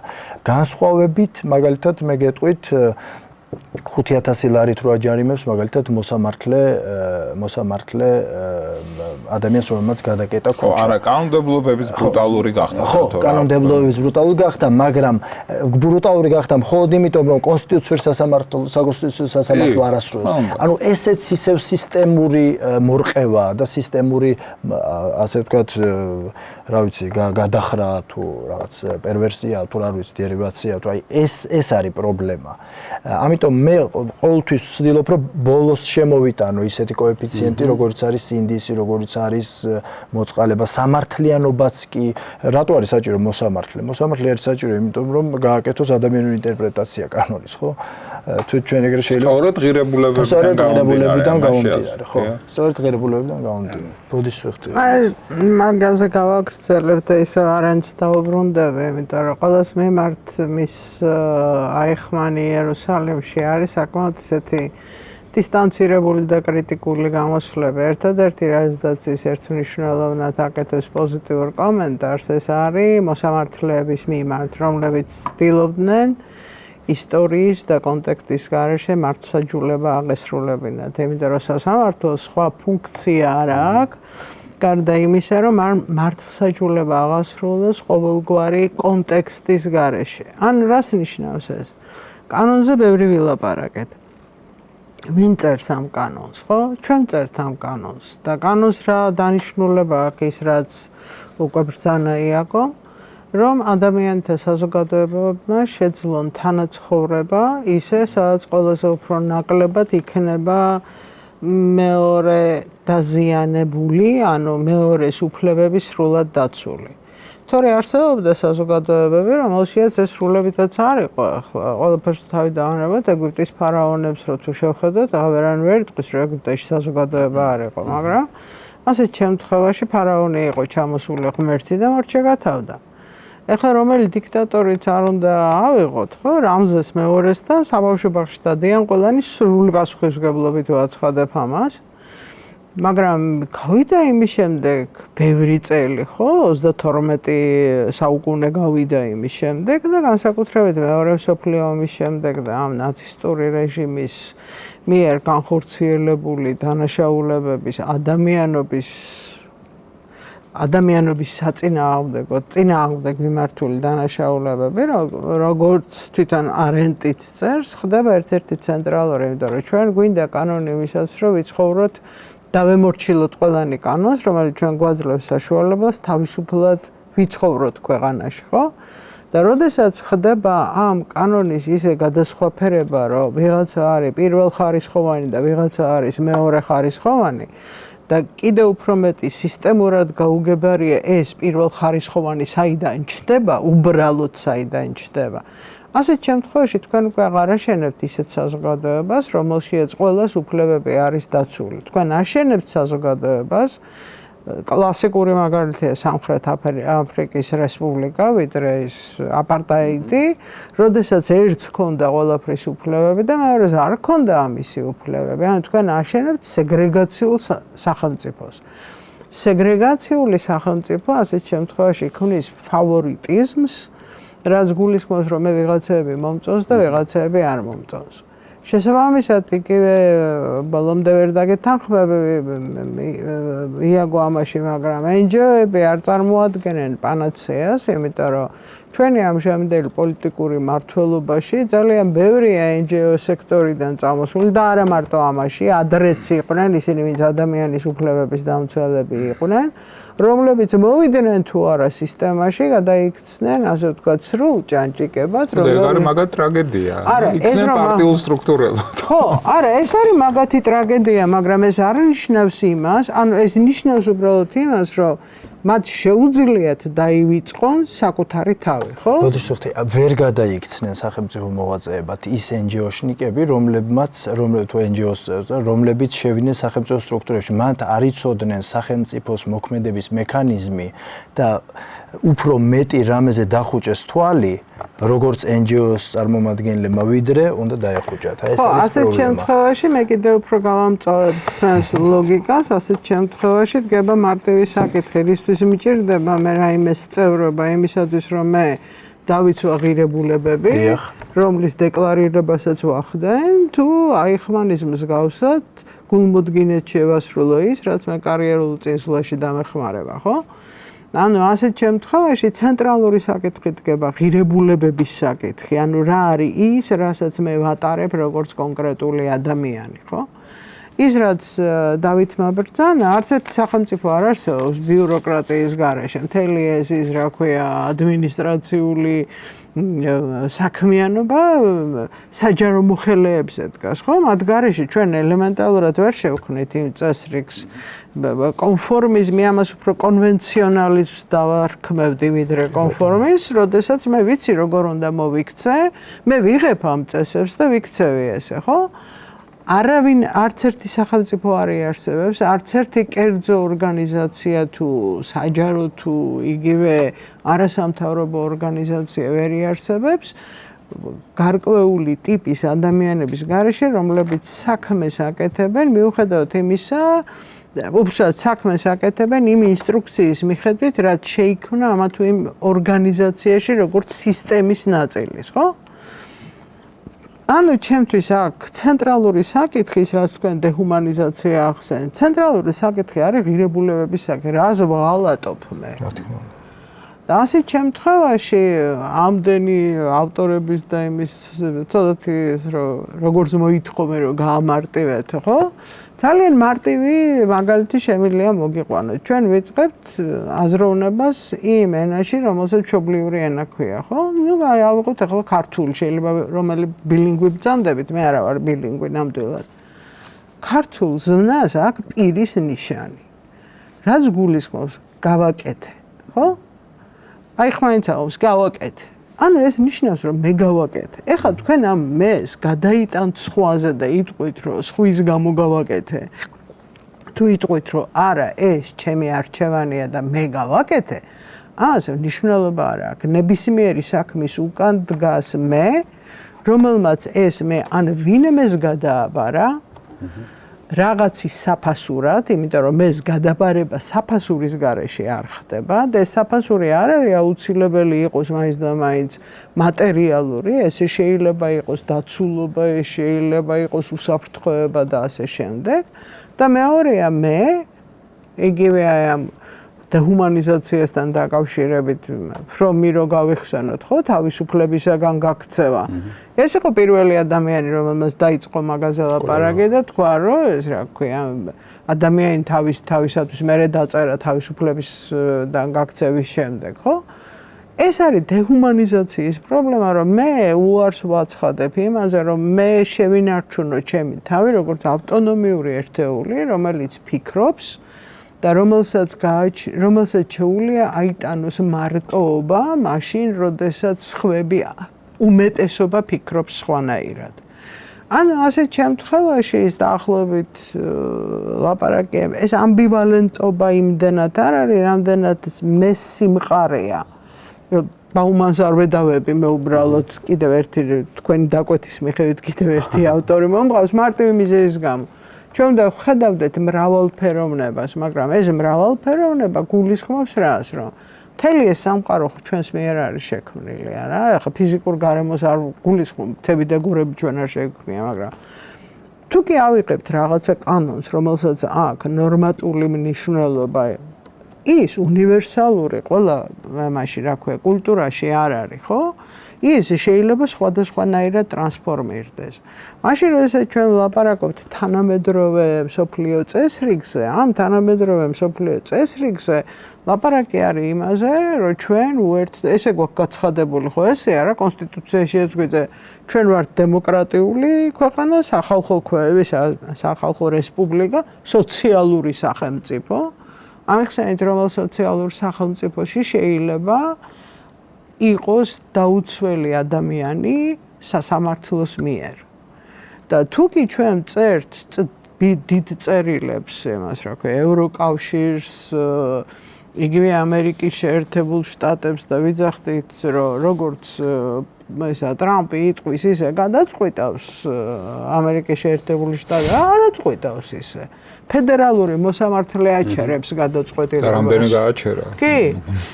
ფედერალური მოსამართლე აჩერებს იმ გადაწყვეტილებას და უსრეს არ არის სწორი, არ შეესაბამება ამას, ხო?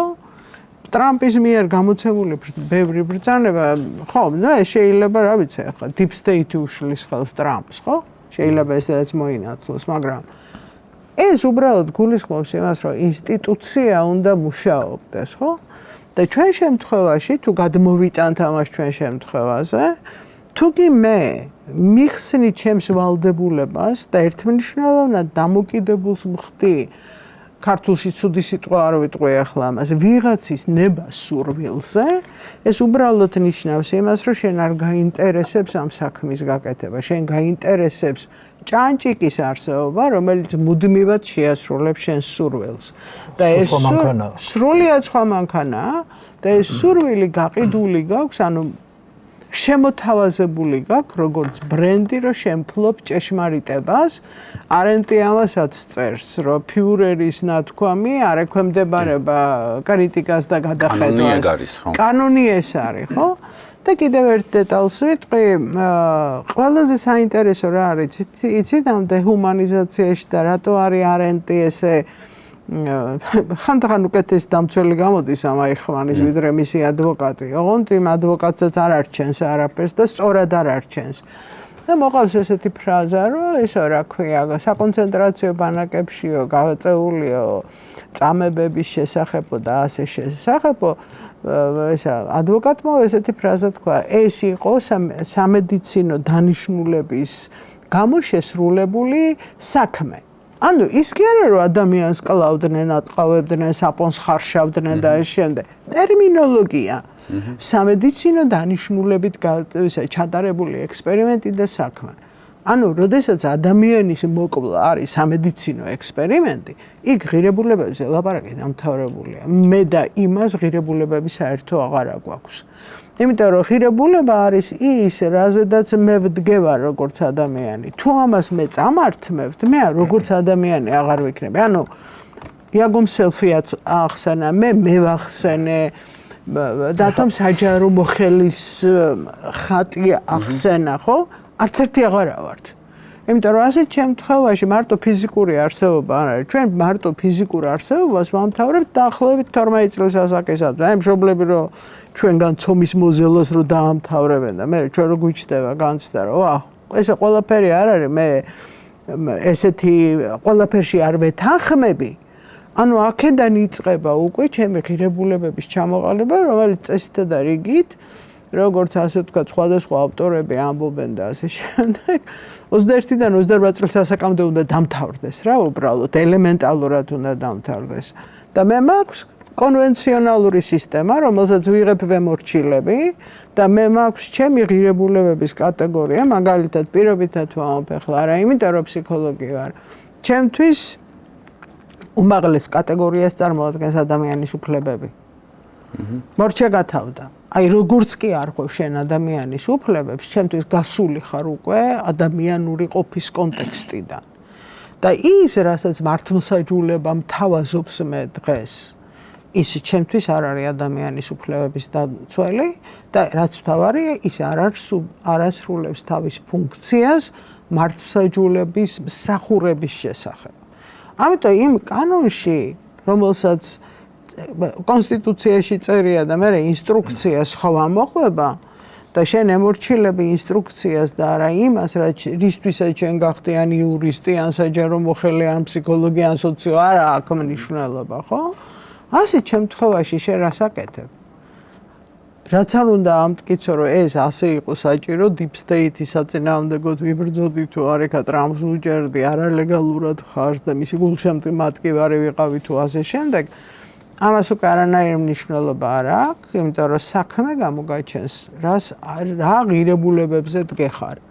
და ყველაზე უფრო დიდი პრობლემა და ამით ვამთავრებ, მე დღეს მგონია ის, რომ ადამიანები ცუდ განზოგადებას ვახდენ, მაგრამ ეს ჩემი სუბიექტური შეფასებაა და ამიტომ ბოდიშს ვიხდი წინასწარ, აი ეს რომ ღირებულებების კრიზისი რეალურად არის დღეს მოქმედებაში, ამის შესახებ ინტელექტუალური და კულტურული ელიტა დუმს.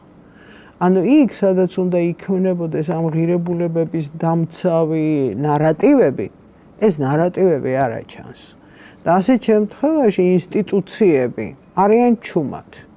და მათ უნდათ თუ არ უნდათ, კარგით არ გადავალ 52%-ზე, მაგრამ მათ უნდათ თუ არ უნდათ, ისინი იღებენ მონაწილეობას, ასე ვთქვათ, დადგმულ ექსპერიმენტში, სადაც ერთმა იცის ყველაფერი და ამ ყველაფერს მიყვებიან თავისი ნებით, გულმოდგინეთ და კარიერული ან პირადი კეთილდღეობის ილუზიით. ძალიან იმდენი საფიქრალი ჩდება, ხო, ამ თითქოს ის მარტივი შეკითხვიდან, მაგრამ ჩვენთვის მნიშვნელოვანია, რომ ყველაფერი რაც აკითხული ქონდა ჰანა არენდი ჩემთვის იყო წიგნი ბიბლიოთეკაში რა და ეხა რო უყურებ უშუალოდ ქრონოლოგიურად როგორ მოხდა სინამდვილეში ყველაფერი, ანუ აიხმანი არასასამართლოში, არამედ აიხმანს უყურებ ეხა მის საწყის ეტაპზე, ხო? ანუ ნებისმიერი აი ეს ახალგაზრდა იქნება ეს ცრუმოწმე პოლიციელი, მოსამართლე, ჯალათი თუ სხვადასხვა არიან ადამიანები, რომლებიც პოტენციურად ზუსტად იგივეს გამკეთებლები არიან, რაც თავის დროზე აიხმანმა გააკეთა, ხო? და ამით არის რა მნიშვნელოვანი, იმიტომ რომ ჩვენს ძალიან სხვა ტიპის შეკითხვები გვაქვს, მეტად ემოციურიც კი, ხო? მაგალითად ერთ-ერთი არის სასჯელის საკითხი. მაგალითად უნდა დაისაჯოს თუ არა ეს ხალხი, რომლებსაც დღეს ჩვენ ვუყურებთ და განცდა გვაქვს ვიცით, რომ ისინი ჭანჭიკები არიან, თითქოს ბრძანება ვიცით, საიდანაც მოდის, მაგრამ ამ ხალხზეც გაბრაზებულები ვართ, ხო, როგორც საზოგადოება. ვერაფერს ვერ უკვეთებთ ამას, რა ჩვენ ვერ ვათავისუფლებთ ამ ხალხს ბრალეულობისგან და გვეფიქრება იმაზე, თუ რა მოხდება ცვლილების შემდეგ, აი რას გავაკეთებთ ჩვენ. ახსენებენ ნიურნბერგს, ახსენებენ სხვა რაღაცას, მაგრამ ეს ერთი საკითხი არის.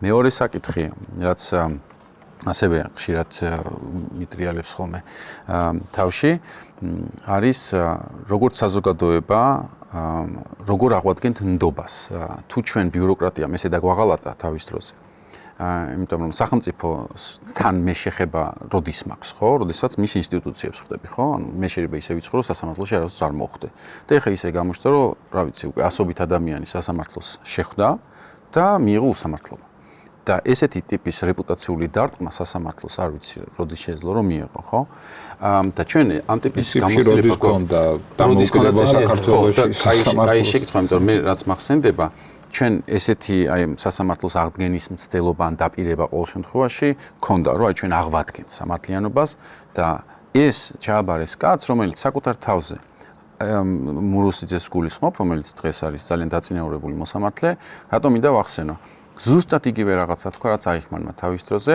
საკუთარ თავზე ეს რამე თქვა რომ გირგვლიანის საქმეზე მერვის განჩინება თუ განაჩენა გამომეტანაო არ იქნებოდა მურუსიძე იქნებოდა სხვა მურუსიძე ანუ საკუთარ თავზე მესამე პირში თქვა ანუ იმდენად დეჰუმანიზირებული იყო იმ მომენტში ანუ დაკარგული აქვს თავის აღქმა როგორც ინდივიდის და აი ხ მეორე ცვლილების წინაშე როცა დავდგებით რა აღადგენს ამხელა რეპუტაციულ ზიანს ხო პოლიცია რომელსაც ნდობა აბსოლუტურად დაკარგული აქვს ყველა პატარა სხვა შემთხვევაშიც ხედავთ რომ ხალხის საზოგადოება არ ენდობა და ამ ნდობის გარეშე უბრალოდ არ არის ფუნქციური საზოგადოება ხო ანუ თუ ინსტიტუციები არ არის სანამ მაგაზე გადავთ ეს თემა მინდა რომ ამოვწურო რაც იყო აი ეს ძალიან ლოგიკური გადასვლა იყო ფრომზე ამ შემთხვევაში მე ვფიქრობ ამას ზუსტად ამას ებმის ესე იგი როდესაც ჩვენ ვამბობთ რომ მე ვდგავარ ჩემი უფლებამოსილებების წინაშე და არა ჩემი ზემდგომის წინაშე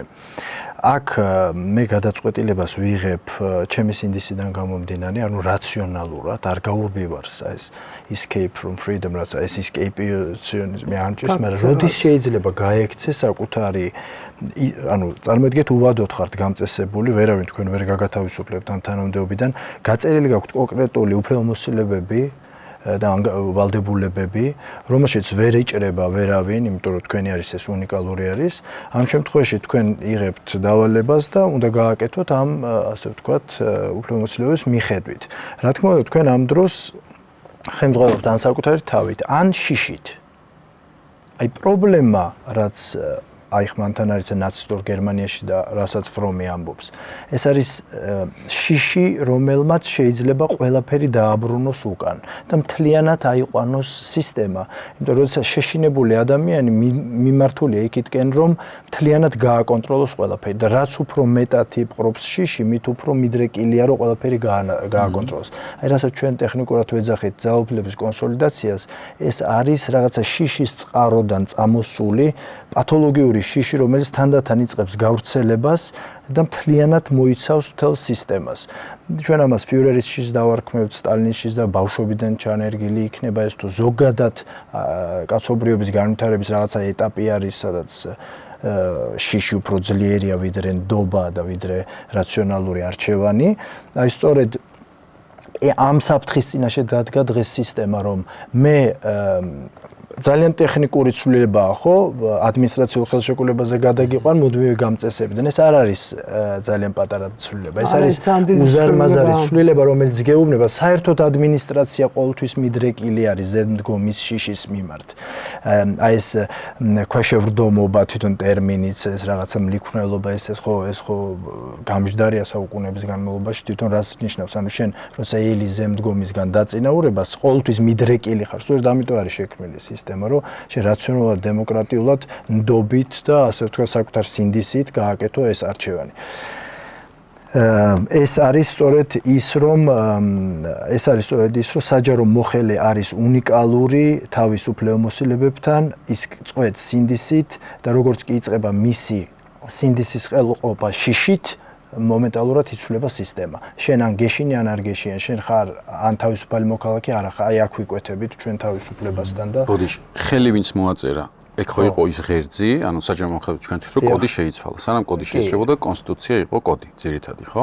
ანუ ყველა საჯარო მოხელე ამბობდა, რომ მე ჩემს უფლებამოსილებას განვახორციელებ იმ ძირითადი კოდის მიხედვით, რაც არის ევროინტეგრაცია. და როგორც კი ამას საფრთხე შექმნა, ხალხმა მოაწერა ხელი. ეგ ყველა ხალხი არის გარეთ ახლა დღეს სისტემიდან არის გარეთ გამოსული. თუ არა და ხო.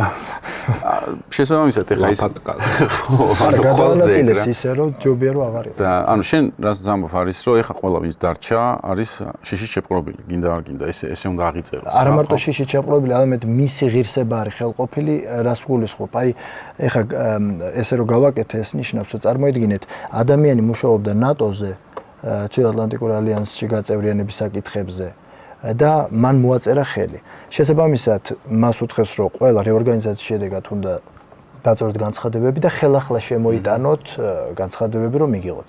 თქვენ რომ მუშაობდით ნატოზე და მე უცბად გადაგიყვანით და გამუშავებთ ესპანეთის დესკად, ასე ვთქვათ. თქვენ აღარ ახართ. რეალურად მე თქვენ გაგათავისუფლეთ. ესე იგი თქვენ ხელახლა უნდა ეს ყველაფერი მოიწოდოთ. ამიტომ აქ შეიძლება ისევ თანამდებობაზეა, მაგრამ ამას საზოგადოება ესე ვერ ამჩნევს. თქვენ იყავით სრულიად სხვა რამის სპეციალისტი ხარ და ამ დროს ფაქტიურად განთავისუფლეთ. ფაქტიურად შენ იმ საქმეს აღარ აკეთებ. ხო, და მეორე რაც შეეხება არასამთავრობო ორგანიზაციების მიერ დაშვებულ შეცდომებს სახელმწიფო სამსახურში, ჩვენი პრობლემა აქაც ძალიან კონტექსტუალური არის, რომ ჩვენ წარმოიდგინეთ, რომ საბჭოთა ბიუროკრატია, როგორც კი შეიცვალა ეროვნული ხელისუფლებით, მან ვერ შეცვალა და ვერ შეცვლიდა იმ მომენტში ადმინისტრაციას.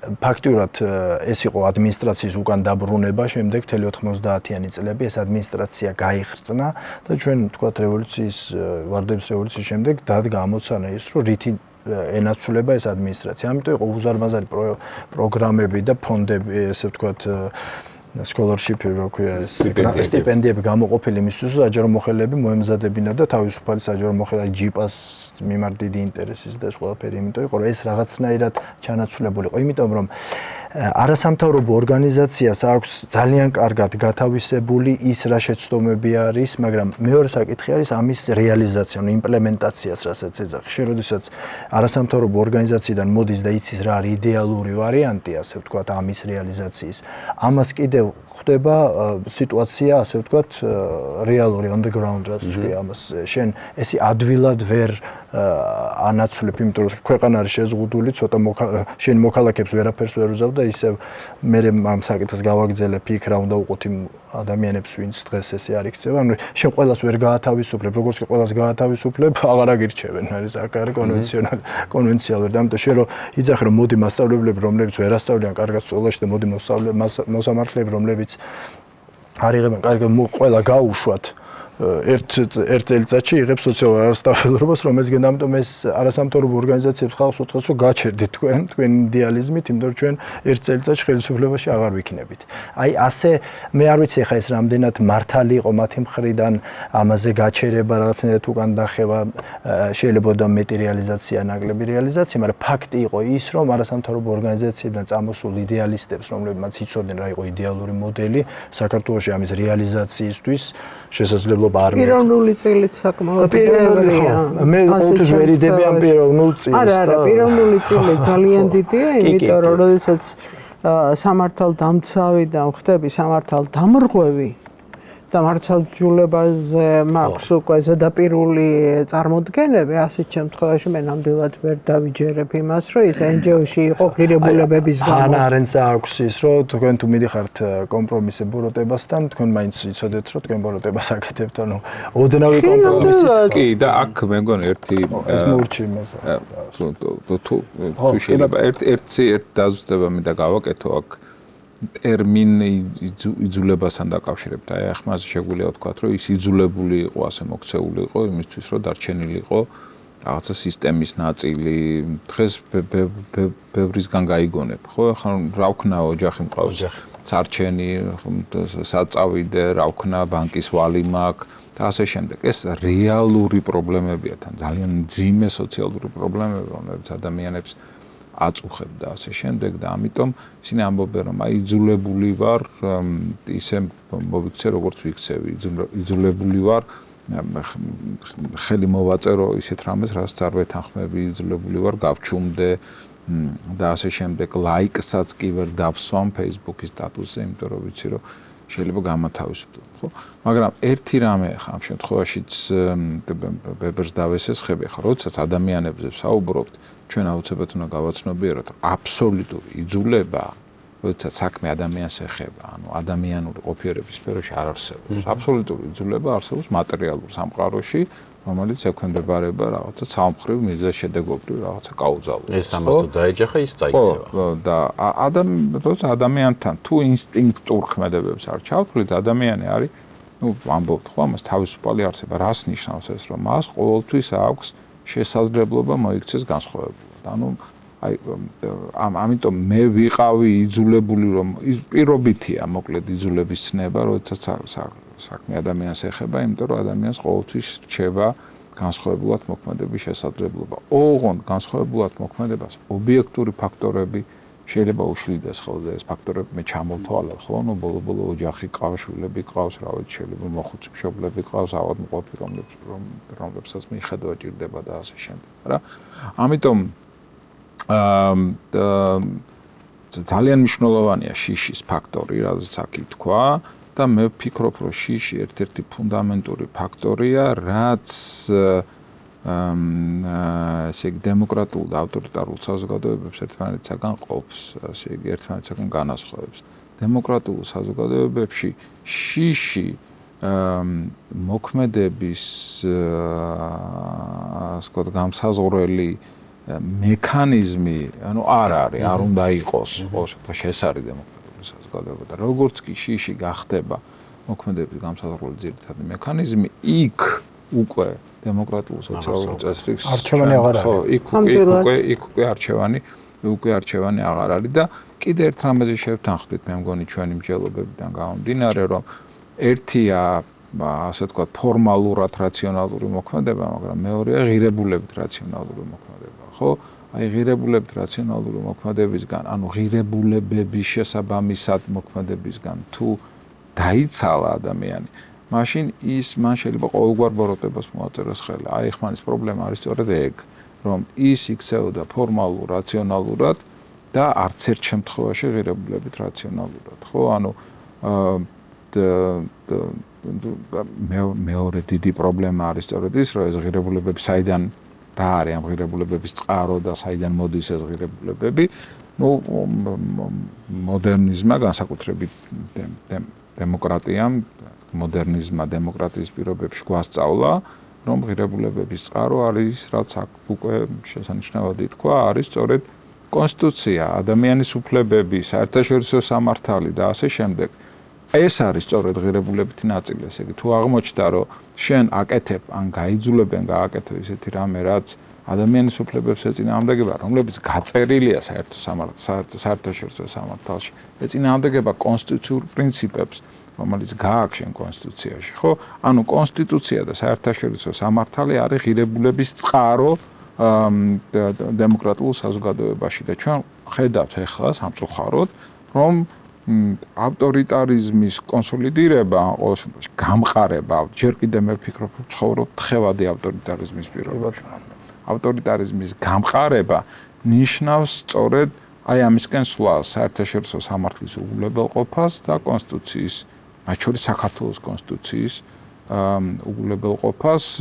მადლობა ღმერთს, რომ კონსტიტუცია გაცილებით დაცულია, ესე იგი, აი ამ თვითნებური მოქმედებებისაგან, როცა რასაც მინდა იმას უზამდა, როგორც მინდა ისე გადავწერ, ვიდრე სხვა კანონები და აი რაც ლევან შენ თქვი, რომ რა უნდა გავაკეთოთ შემდეგ, როგორ უნდა აღვადგინოთ ნდობა, არის სწორედ ეგ, რომ სასამართლო უნდა შედგეს, ნიურნბერგის პროცესი სასამართლო პროცესი იყო ფაქტობრივად, ხო? ანუ სამართლის და ისიც რაც აიხმანმა გაიარა იერუსალიმში, როდესაც ის არგენტინიდან ჩამოიყვანეს, ხო? ანუ სასამართლო უნდა შედგეს, რომელიც ეხემძღვანელებს საერთაშორისო სამართლით და კონსტიტუციით. და ეს არის, ასე ვთქვათ, გზა ნდობის აღდგენის. ანუ გზა ნდობის აღდგენის გადის ღირებულებების აღიარებამდე და ღირებულებები არის სწორედ მატერიალიზებული თუ ობიექტივირებული კონსტიტუციაში და საერთაშორისო სამართალში და ჩვენ არ გვჭირდება მივმართოთ სახარებას ან რაიმე ასე ვთქვათ რელიგიურ დოქტრინებს ამისთვის. ერთი რაღაც დამატება მე დაეწყა რაც ეხლა რაც თქვა მაშინ რომ ესაც და დათომაც რაც თქვა მაშინ რომ ესაც შემოდის შიშის ფაქტორი და შიში ხდება, ასე ვთქვათ, საზოგადოების გამჭოლი ვექტორი. ასეთ შემთხვევაში სრულიად ბუნებრივად ჩნდება მოთხოვნილება კი არა, სრულიად ბუნებრივად ჩნდება, რომ შიშის დროს უნდა წარმოიშვას გმირი.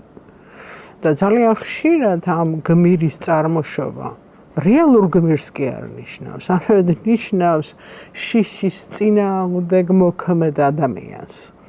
ანუ რისი თქმა მინდა, ის რომ ძალიან ბევრი დაუცველი ადამიანია, ეს არის სერიოზული ფაქტორი და მოთხოვნა კიდევ, რომელიც ხშირად არის ხოლმე, რატო ამას არ აკეთებთ, გმირი ვერ გახდება ადამიანი მოთხოვნით. გმირი ასევე მოწოდება, ცოტათი პარანოიალური, მე ვიტყოდი, მაგრამ მოწოდებაა, რომ მე რაღაცას ვაკეთებ ამისათვის, ხო? ანუ ასეთ შემთხვევაში, ჩემის აზრით, სოციალური გარემო გვიბიძგებს იმისაკენ, რომ ჩვენ გავაგრძელოთ, როგორ ვთქვა, კიდე უფრო დაყოფა, ასე ვთქვათ, შეშინებულ ადამიანების ჯგუფად და ფსევდოგმირების ჯგუფად, რომლებსაც აქვთ სურვილი რაღაცა გააკეთონ, მაგრამ რეალურად მათ ხელში არაფერი არ არის, რომლის საშუალებითაც შეიძლება რამე გააკეთონ. სხვა შორის იგივე არენთან ისვამს კითხვას, რომ ძალიან ხშირად ისმებოდაო ესეთი კითხვა, რომ ამ ეს ებრაელები, რომლებსაც ამდენი ფინანსები ჰქონდათო და ასე შემდეგ. თავად რატო არ? ხო, რატო არა ჯანმრთელო, რატო არ გამოავლინესო რაღაცაო და ეს შემდეგ და მე ვეთანხმები არენს, რომ ეს რიტორიკული კითხვაა.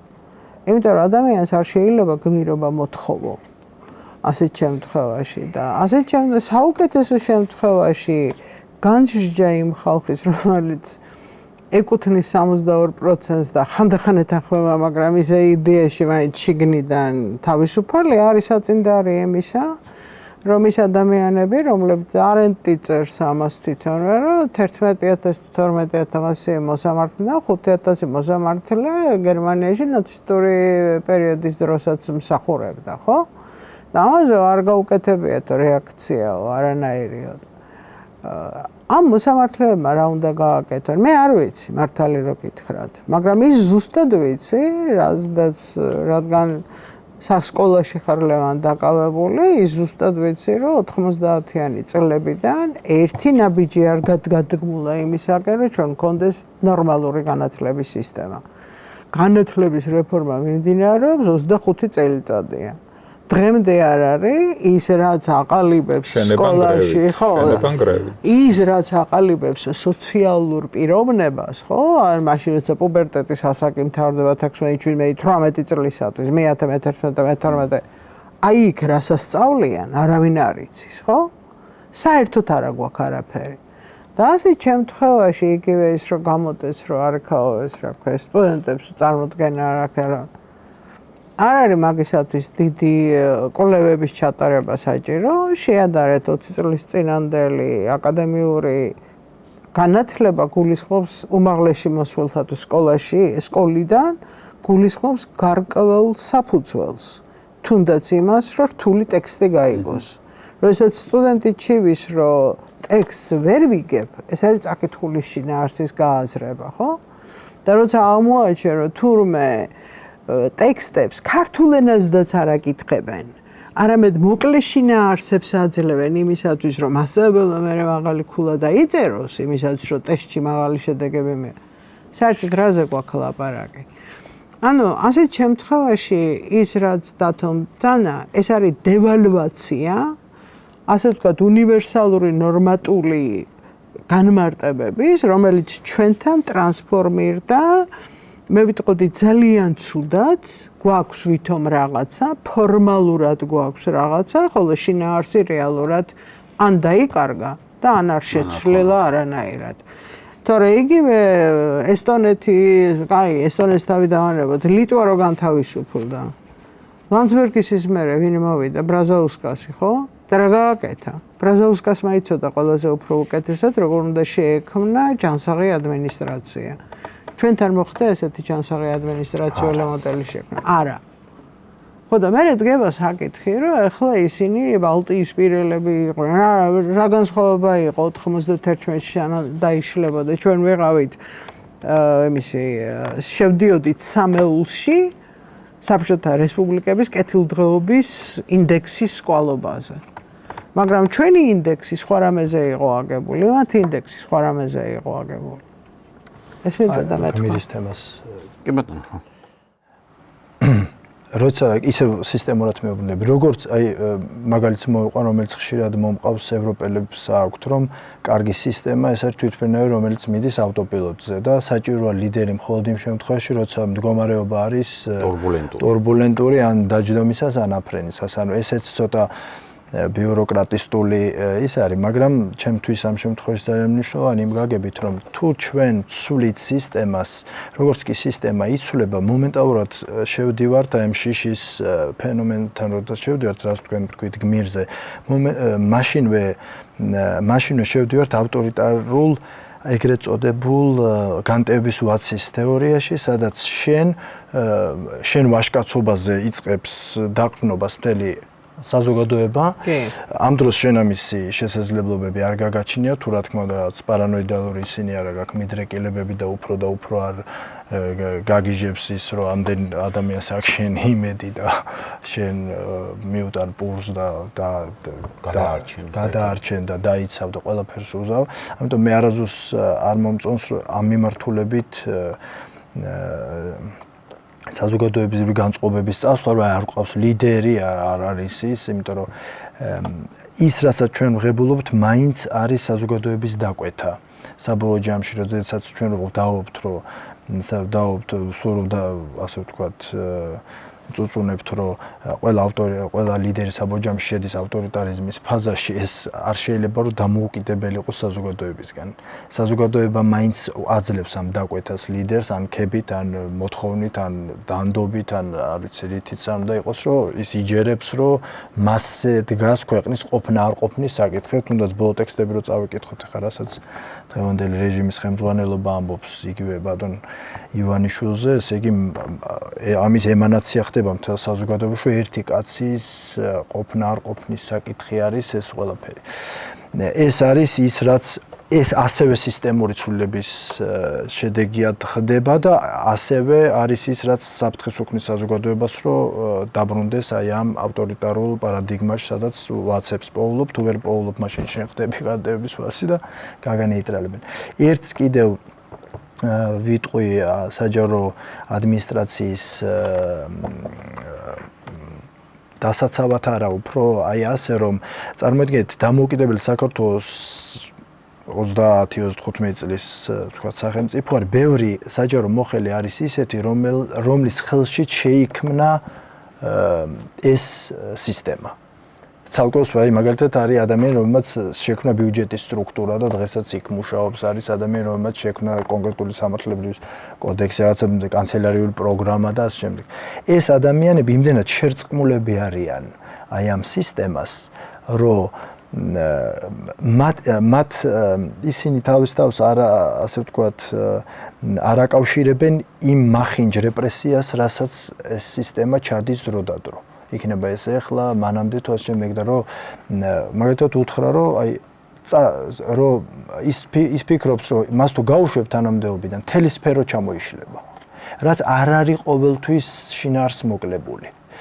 და იგივე პარადიგმა მივიღეთ ავტორიტარული ამ შემთხვევაშიც, რომ ერთ ადამიანზე ხდება მთლიანად მორგება სფეროსი, ესე ვთქვათ, კორინფე არის რაღაცა მეცნიერების დარგის ან რომელიღაცას მიმდინარეობის ან რომელიღაცას სფეროსი ადმინისტრაციულ სისტემაში და ის თulis რომ აი პოლიციელი თუ ანადგურებს რაღაცა ძვლებს ამტრებს და 80 კაცი ჰოსპიტალიზირებული, ეს არ არის უშუალოდ მისი პასუხისგებლობა. ის რომ მანაკრიფა გადასახადები და ამ გადასახადებით უხდიან ფულს ამ პოლიციას, ეს ამას არ აქცევს ყურადღებას. ის რომ მან შეადგინა სიები, ვთქვათ, როგორც აი ხმარის შემთხვევაში ადგენენ სიებს და ის უბრალოდ სიებს წერდა, ხო არც ერთი ებრაელი არ დაუწვავს რა. აი ასეთი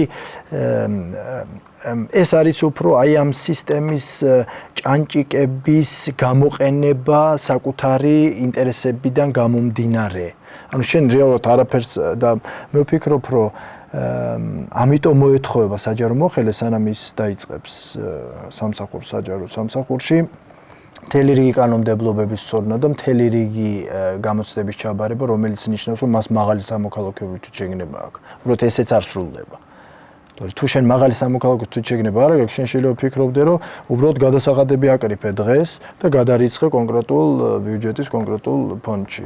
და იქიდან მერე დაურიგდათ პრემიები, ვთქვათ, ადამიანებს, რომლებმაც დაამტვრიეს, ასე იგი, ძულებში ადამიანები და რძვალი და რბილი გაუსწორეს. ჩემი პასუხისგებლობის საკითხი არ არის ამდენად გამოყოფილი და გამკვეთრებული.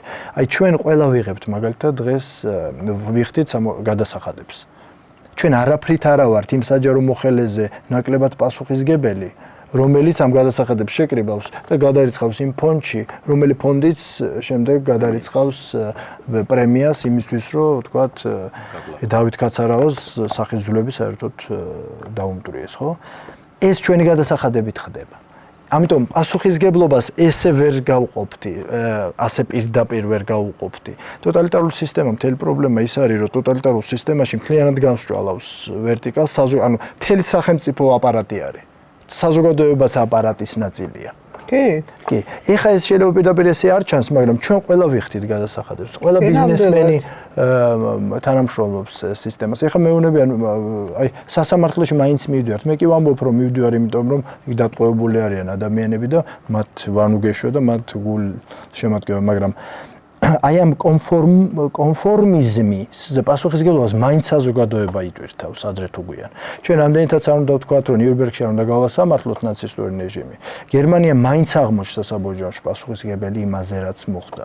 ჩვენ რო სავიზო რეჟიმი გაგვეუქმებენ, ეს აუცილებლად იქნება სამართლიანი ზომა ყველა მოქალაქის მიმართ. კი, არ უნდა დაისაჯოს ქართველი ხალხი, მაგრამ ამაზე რაც ხდება, მაინც პასუხისგებლობა ნაწილდება მთლიან საზოგადოებაზე. ესე გვინდა თუ არ გვინდა. ჩემი შეხედულება ასეთი არის. თუ გაგიჩნდათ განცდა დავით იმაზე, რომ მე ვიღაცას ვაბრალებ პასუხისგებლობაზე, ჩემ პასუხისგებლობაზე. არა, თქვენზე არა, თქვენზე არა. მე რას ვამბობ, რომ ასეთ შემთხვევაში მოდი ესე ვთქვათ, თავისუფალი ქცევის რეჟიმის მინიმალურ შენარჩუნებაზე აქვს ლაპარაკი. და არა იმაზე, რომ ჩვენ არა ვართ საზოგადოების ნაწილი. სათავდება ეს თავისუფალი ქცევის მინიმალური რეჟიმი, აი მაშინ, როდესაც საუბრობდით, თუ ყველანი აღმოჩნდებით ციხეში, ერთადერთი ის გვექნება, რომ ლიტერატურაზე მაინც შევიკრიბოთ და ვისაუბროთ, თუმცა ასეთ შემთხვევაში მე ქალების ციხეში მომიწევს. სასაფო დახმარების ექიმი საჯარო მოხელია. კი, მე სასაფო დახმარების ექიმმა არ უნდა აღმოუჩინოს მაგალითად დახმარება შალვა პაპუაშვილს. ჰიპოკრატეს ფიცის დარღვევა იქნება და მაშინ იქნება საბჭოთა კავშირის ექიმის ფიცის შესრულება. თუმცა ამის მოთხოვნები პარტიულ რეჟიმს შეიძლება კონდეს. ანუ ასეთ შემთხვევაში ლაპარაკია მივდივართ ისევ იმაზე ღირებულებაზე. მე თუ ექიმი ვარ, მე ჰიპოკრატეს ფიცი მაქვს დადებული. მე თუ ფსიქოლოგი ვარ, მე ვაღიარებ ადამიანის უფლებების დეკლარაციას და უფრო ზემოთ ჩემთვის არაფერი არ არის. მე ფინანსთა სამინისტროში მუშაობდა, მაგალითად სასწრაფო დახმარების სიბს გადაურიცხე ამთვის ხელფასები. არ უნდა გადაგერიცხათ? უნდა გადამერიცხა. უნდა გადაგერიცხა. და პოლიციელებისთვის არ უნდა გადამერიცხა? პოლიციელებისთვისაც უნდა გადაგერიცხათ. ანუ კიდე ერთ დილემით ვამთავრებთ, როგორც ჩანს. შორს წაგვიყვანს ხო, ვერაიცდენ, თეთრი ხელთათმანებს ვერ ჩაიცმევ, როცა ცხოვრობ ავტორიტარიზმში. თეთრი ხელთათმანებს, ყველა ვისვრებით, ყველანი კი, მაგრამ ზუსტად ოღონდ მეტნაკლები. ხო, და ეს მეტნაკლებობა არის ჩემთვის ალბათ ყველაზე მნიშვნელოვანი. კი, პრინციპია. მაგრამ ის მიხედვით არ არსებობს მეტნაკლები. ძალიანაც არსებობს სინამდვილეში, იმიტომ რომ არენტი პირიქით ზუსტად მე მგონი პირიქით არენტის მიხედვით არსებობს. მონოლოგი რით სამთავრებს არის წესით რა უნდა ეთქვათ მოსამართლეებს ვერდიქტად და ზუსტად აი რაც შენ თქვი მაგას ეხმიანება. პირველ რიგში ის ამბობს რომ მორჩილება, ჩვენ სკოლა ვახსენეთ, ხო კი, სკოლა დღეს მორჩილ ადამიანებს უშვებს, მაგრამ განსხვავდება მორჩილი სკოლის მოსწავლე, რომელსაც ვალდებულება არის, ხო, რაღაც წესებს დაემორჩილოს. მორჩილი მოქალაქისგან და ის ამბობს რომ პოლიტიკა და მოქალაქე პოლიტიკური ტერმინი არის, ხო? პოლიტიკაში მორჩილება ნიშნავს პასუხისგებლობას, განსხვავებით სკოლისგან და საბავშვო ბაღისგან. ამიტომ კი დღეს ვინმე რო თქვას რომ მე უბრალოდ ბრძანებას ვასრულებდი და იტყვის მომავალში აუცილებლად ის იყო მხარდამჭერი სინამდვილეში სისტემის და ეს არის ფაქტი. და შემთხვევითი არ არის, რომ უამრავ ფილმში იქნება ეს თქვა სხვა ჟანრის, ხო, კომიქსები თუ საბავშვო თუ არასაბავშვო, ბოროტმოქმედები ამ სიტყვას ხშირად იყენებენ ხოლმე, რომ მე უბრალოდ ბრძანებას ვასრულებდი. მაგრამ კეთილები მათ მაინც მიაზღვევენ იმას, რასაც ისინი იმსახურებენ და ყოველთვის ამაზე არის ხაზგასმა, რომ ბოროტება ვერ გამართლდება ბრძანების შესრულებით და მორჩილებით. რაც საინტერესო არის, რასაც ასევე ჰანა არენტი ბოლოს ამბობს, არის ის, რომ აიხმანის დაცვა, რომ რაღაცნაირად ყველანი ვიყავით ამ ამბავში გასვლილები, არ არის მართებული და ესეთი წინადადება არის, რომ სადაც ყველა დამნაშავეა, იქ დამნაშავე არავინ არ არის. და დანაშაული და პასუხისმგებლობა ესე არ ნაწილდება. ანუ უნდა აზღო, ჩაქოლვის დროს რო ვიღაცა გარდაიცვლება, აი ვინც მონაწილეობდა ყველა დასასჯელი არის და აი ყველა მისროლა ერთი ქვა ვერ იქნება გამართლება იმის, რომ დანაშაული არ შედგა და უნდა იქნას ადამიანი მონახული და არა საზოგადოება. მე არავითარ შემთხვევაში არ გავინაწილებ პასუხისმგებლობას იმაზე, რასაც რეჟიმი აკეთებს. იმიტომ რომ მინიმუმ და ჩვენ მეტნაკლებობაზე ვსაუბრობდით, მინიმუმ წინააღმდეგობას მაინც ვაფიქსირებ.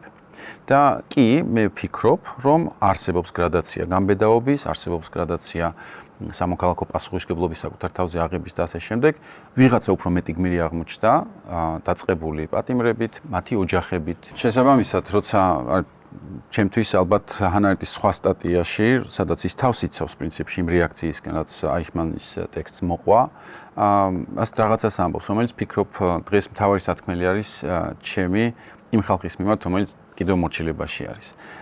და ასე გამოიყურება ის ამბობს, რომ რაც იაგომ პრინციპში დასაწყისში წინსწრებით თქვა კიდევაც, რომ ის ხალხი, რომელიც რაღაცა ზნეობრივ მორალური წესებით ცხოვრობს მთელი ცხოვრების განმავლობაში, ის ყველაზე სანდო ხალხი არ არის სინამდვილეში.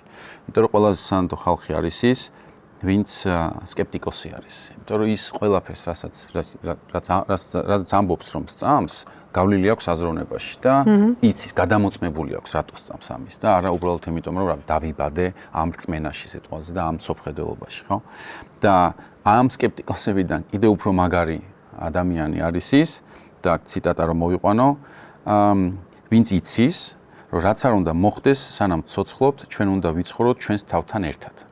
აი ეს ცოდნა თუ გააქვს, უკვე ხარ კარგი მოქალაქის და კარგი ადამიანიც, როდესაც შენ თავს გადაისვრი მომავალზე და ამბობ, რომ ეს მე ნებისმიერი გადაწყვეტილება ჩემი სატარებელი არის და ვერ გაუზიარებ სხვას, ვერ გაუზიარებ კომუნისტებს, ნაცისტებს, ნებისმიერ სხვა რეჟიმს, ჩემი სატარებელია და აი თავარი ეს მექანიზმი არის რაზეც უნდა დაეფუძნოს ის სიფრთხილე და სიფხიზლე მოქალაქის, რომ საჯარო მოხელე იქნება თუ არ იქნება საჯარო მოხელე, არ გააკეთოს ისეთი რამე, რომლის ტარებაც მომავალში გაუჭირდება. და ეგეთი ადამიანები, როგორც ვახსენე დღეს ჩვენი მაგიდის გარშემოც არიან და ყველა ის მოქალაქე და მან ხაზი მინდა გაუსვა, ვინც ხელი მოაწერა იმ ბრძანებას თუ იმ პეტიციას, რომელიც იცავდა მათ შეხედულებას, ხო, საფრთხეების მიუხედავად ყველა ის ადამიანი, რომელიც რეორგანიზაციის შედეგად გამოუშვეს სამსახურიდან, არიან ზუსტად ესეთი ადამიანები, რომლებმაც გადაწყვიტეს, რომ მომავალში ვერ იცხოვრებდნენ აი ამ უკანონო გადაწყვეტილებებთან ერთად. მადლობა მათ ნამდვილად და აი მომავალში რას ვიზამთ, ვფიქრობ, რომ აი ეს ხალხი, რომელმაც დღეს ამ ტიპის სიფხიზლე თუ სიმტკიცე გამოიჩინა, ძალიან კარგი საფუძველი იქნება იმ დიდი რეორგანიზაციისთვის, რომელიც ჩვენ წინ გველოდება, რომელიც უკვე სახელმწიფოს დააფუძნებს მორალს, კონსტიტუციას, ადამიანის უფლებებს და ადამიანს როგორც ასეთს და ეგ მაძლევს იმედს, რომ ეს ცვლილება, რომელიც აუცილებლად მოხდება, იქნება პოზიტიური ერთხელ და სამუდამოდ თუ არა დიდი ხნის განმავლობაში, რომელიც განსაზღვრავს საქართველოს ისტორიას. ძალიან დიდი მადლობა. დიდი მადლობა. მადლობა. შეხვდებით, სადაც ხვდებით ხოლმე ხშირად.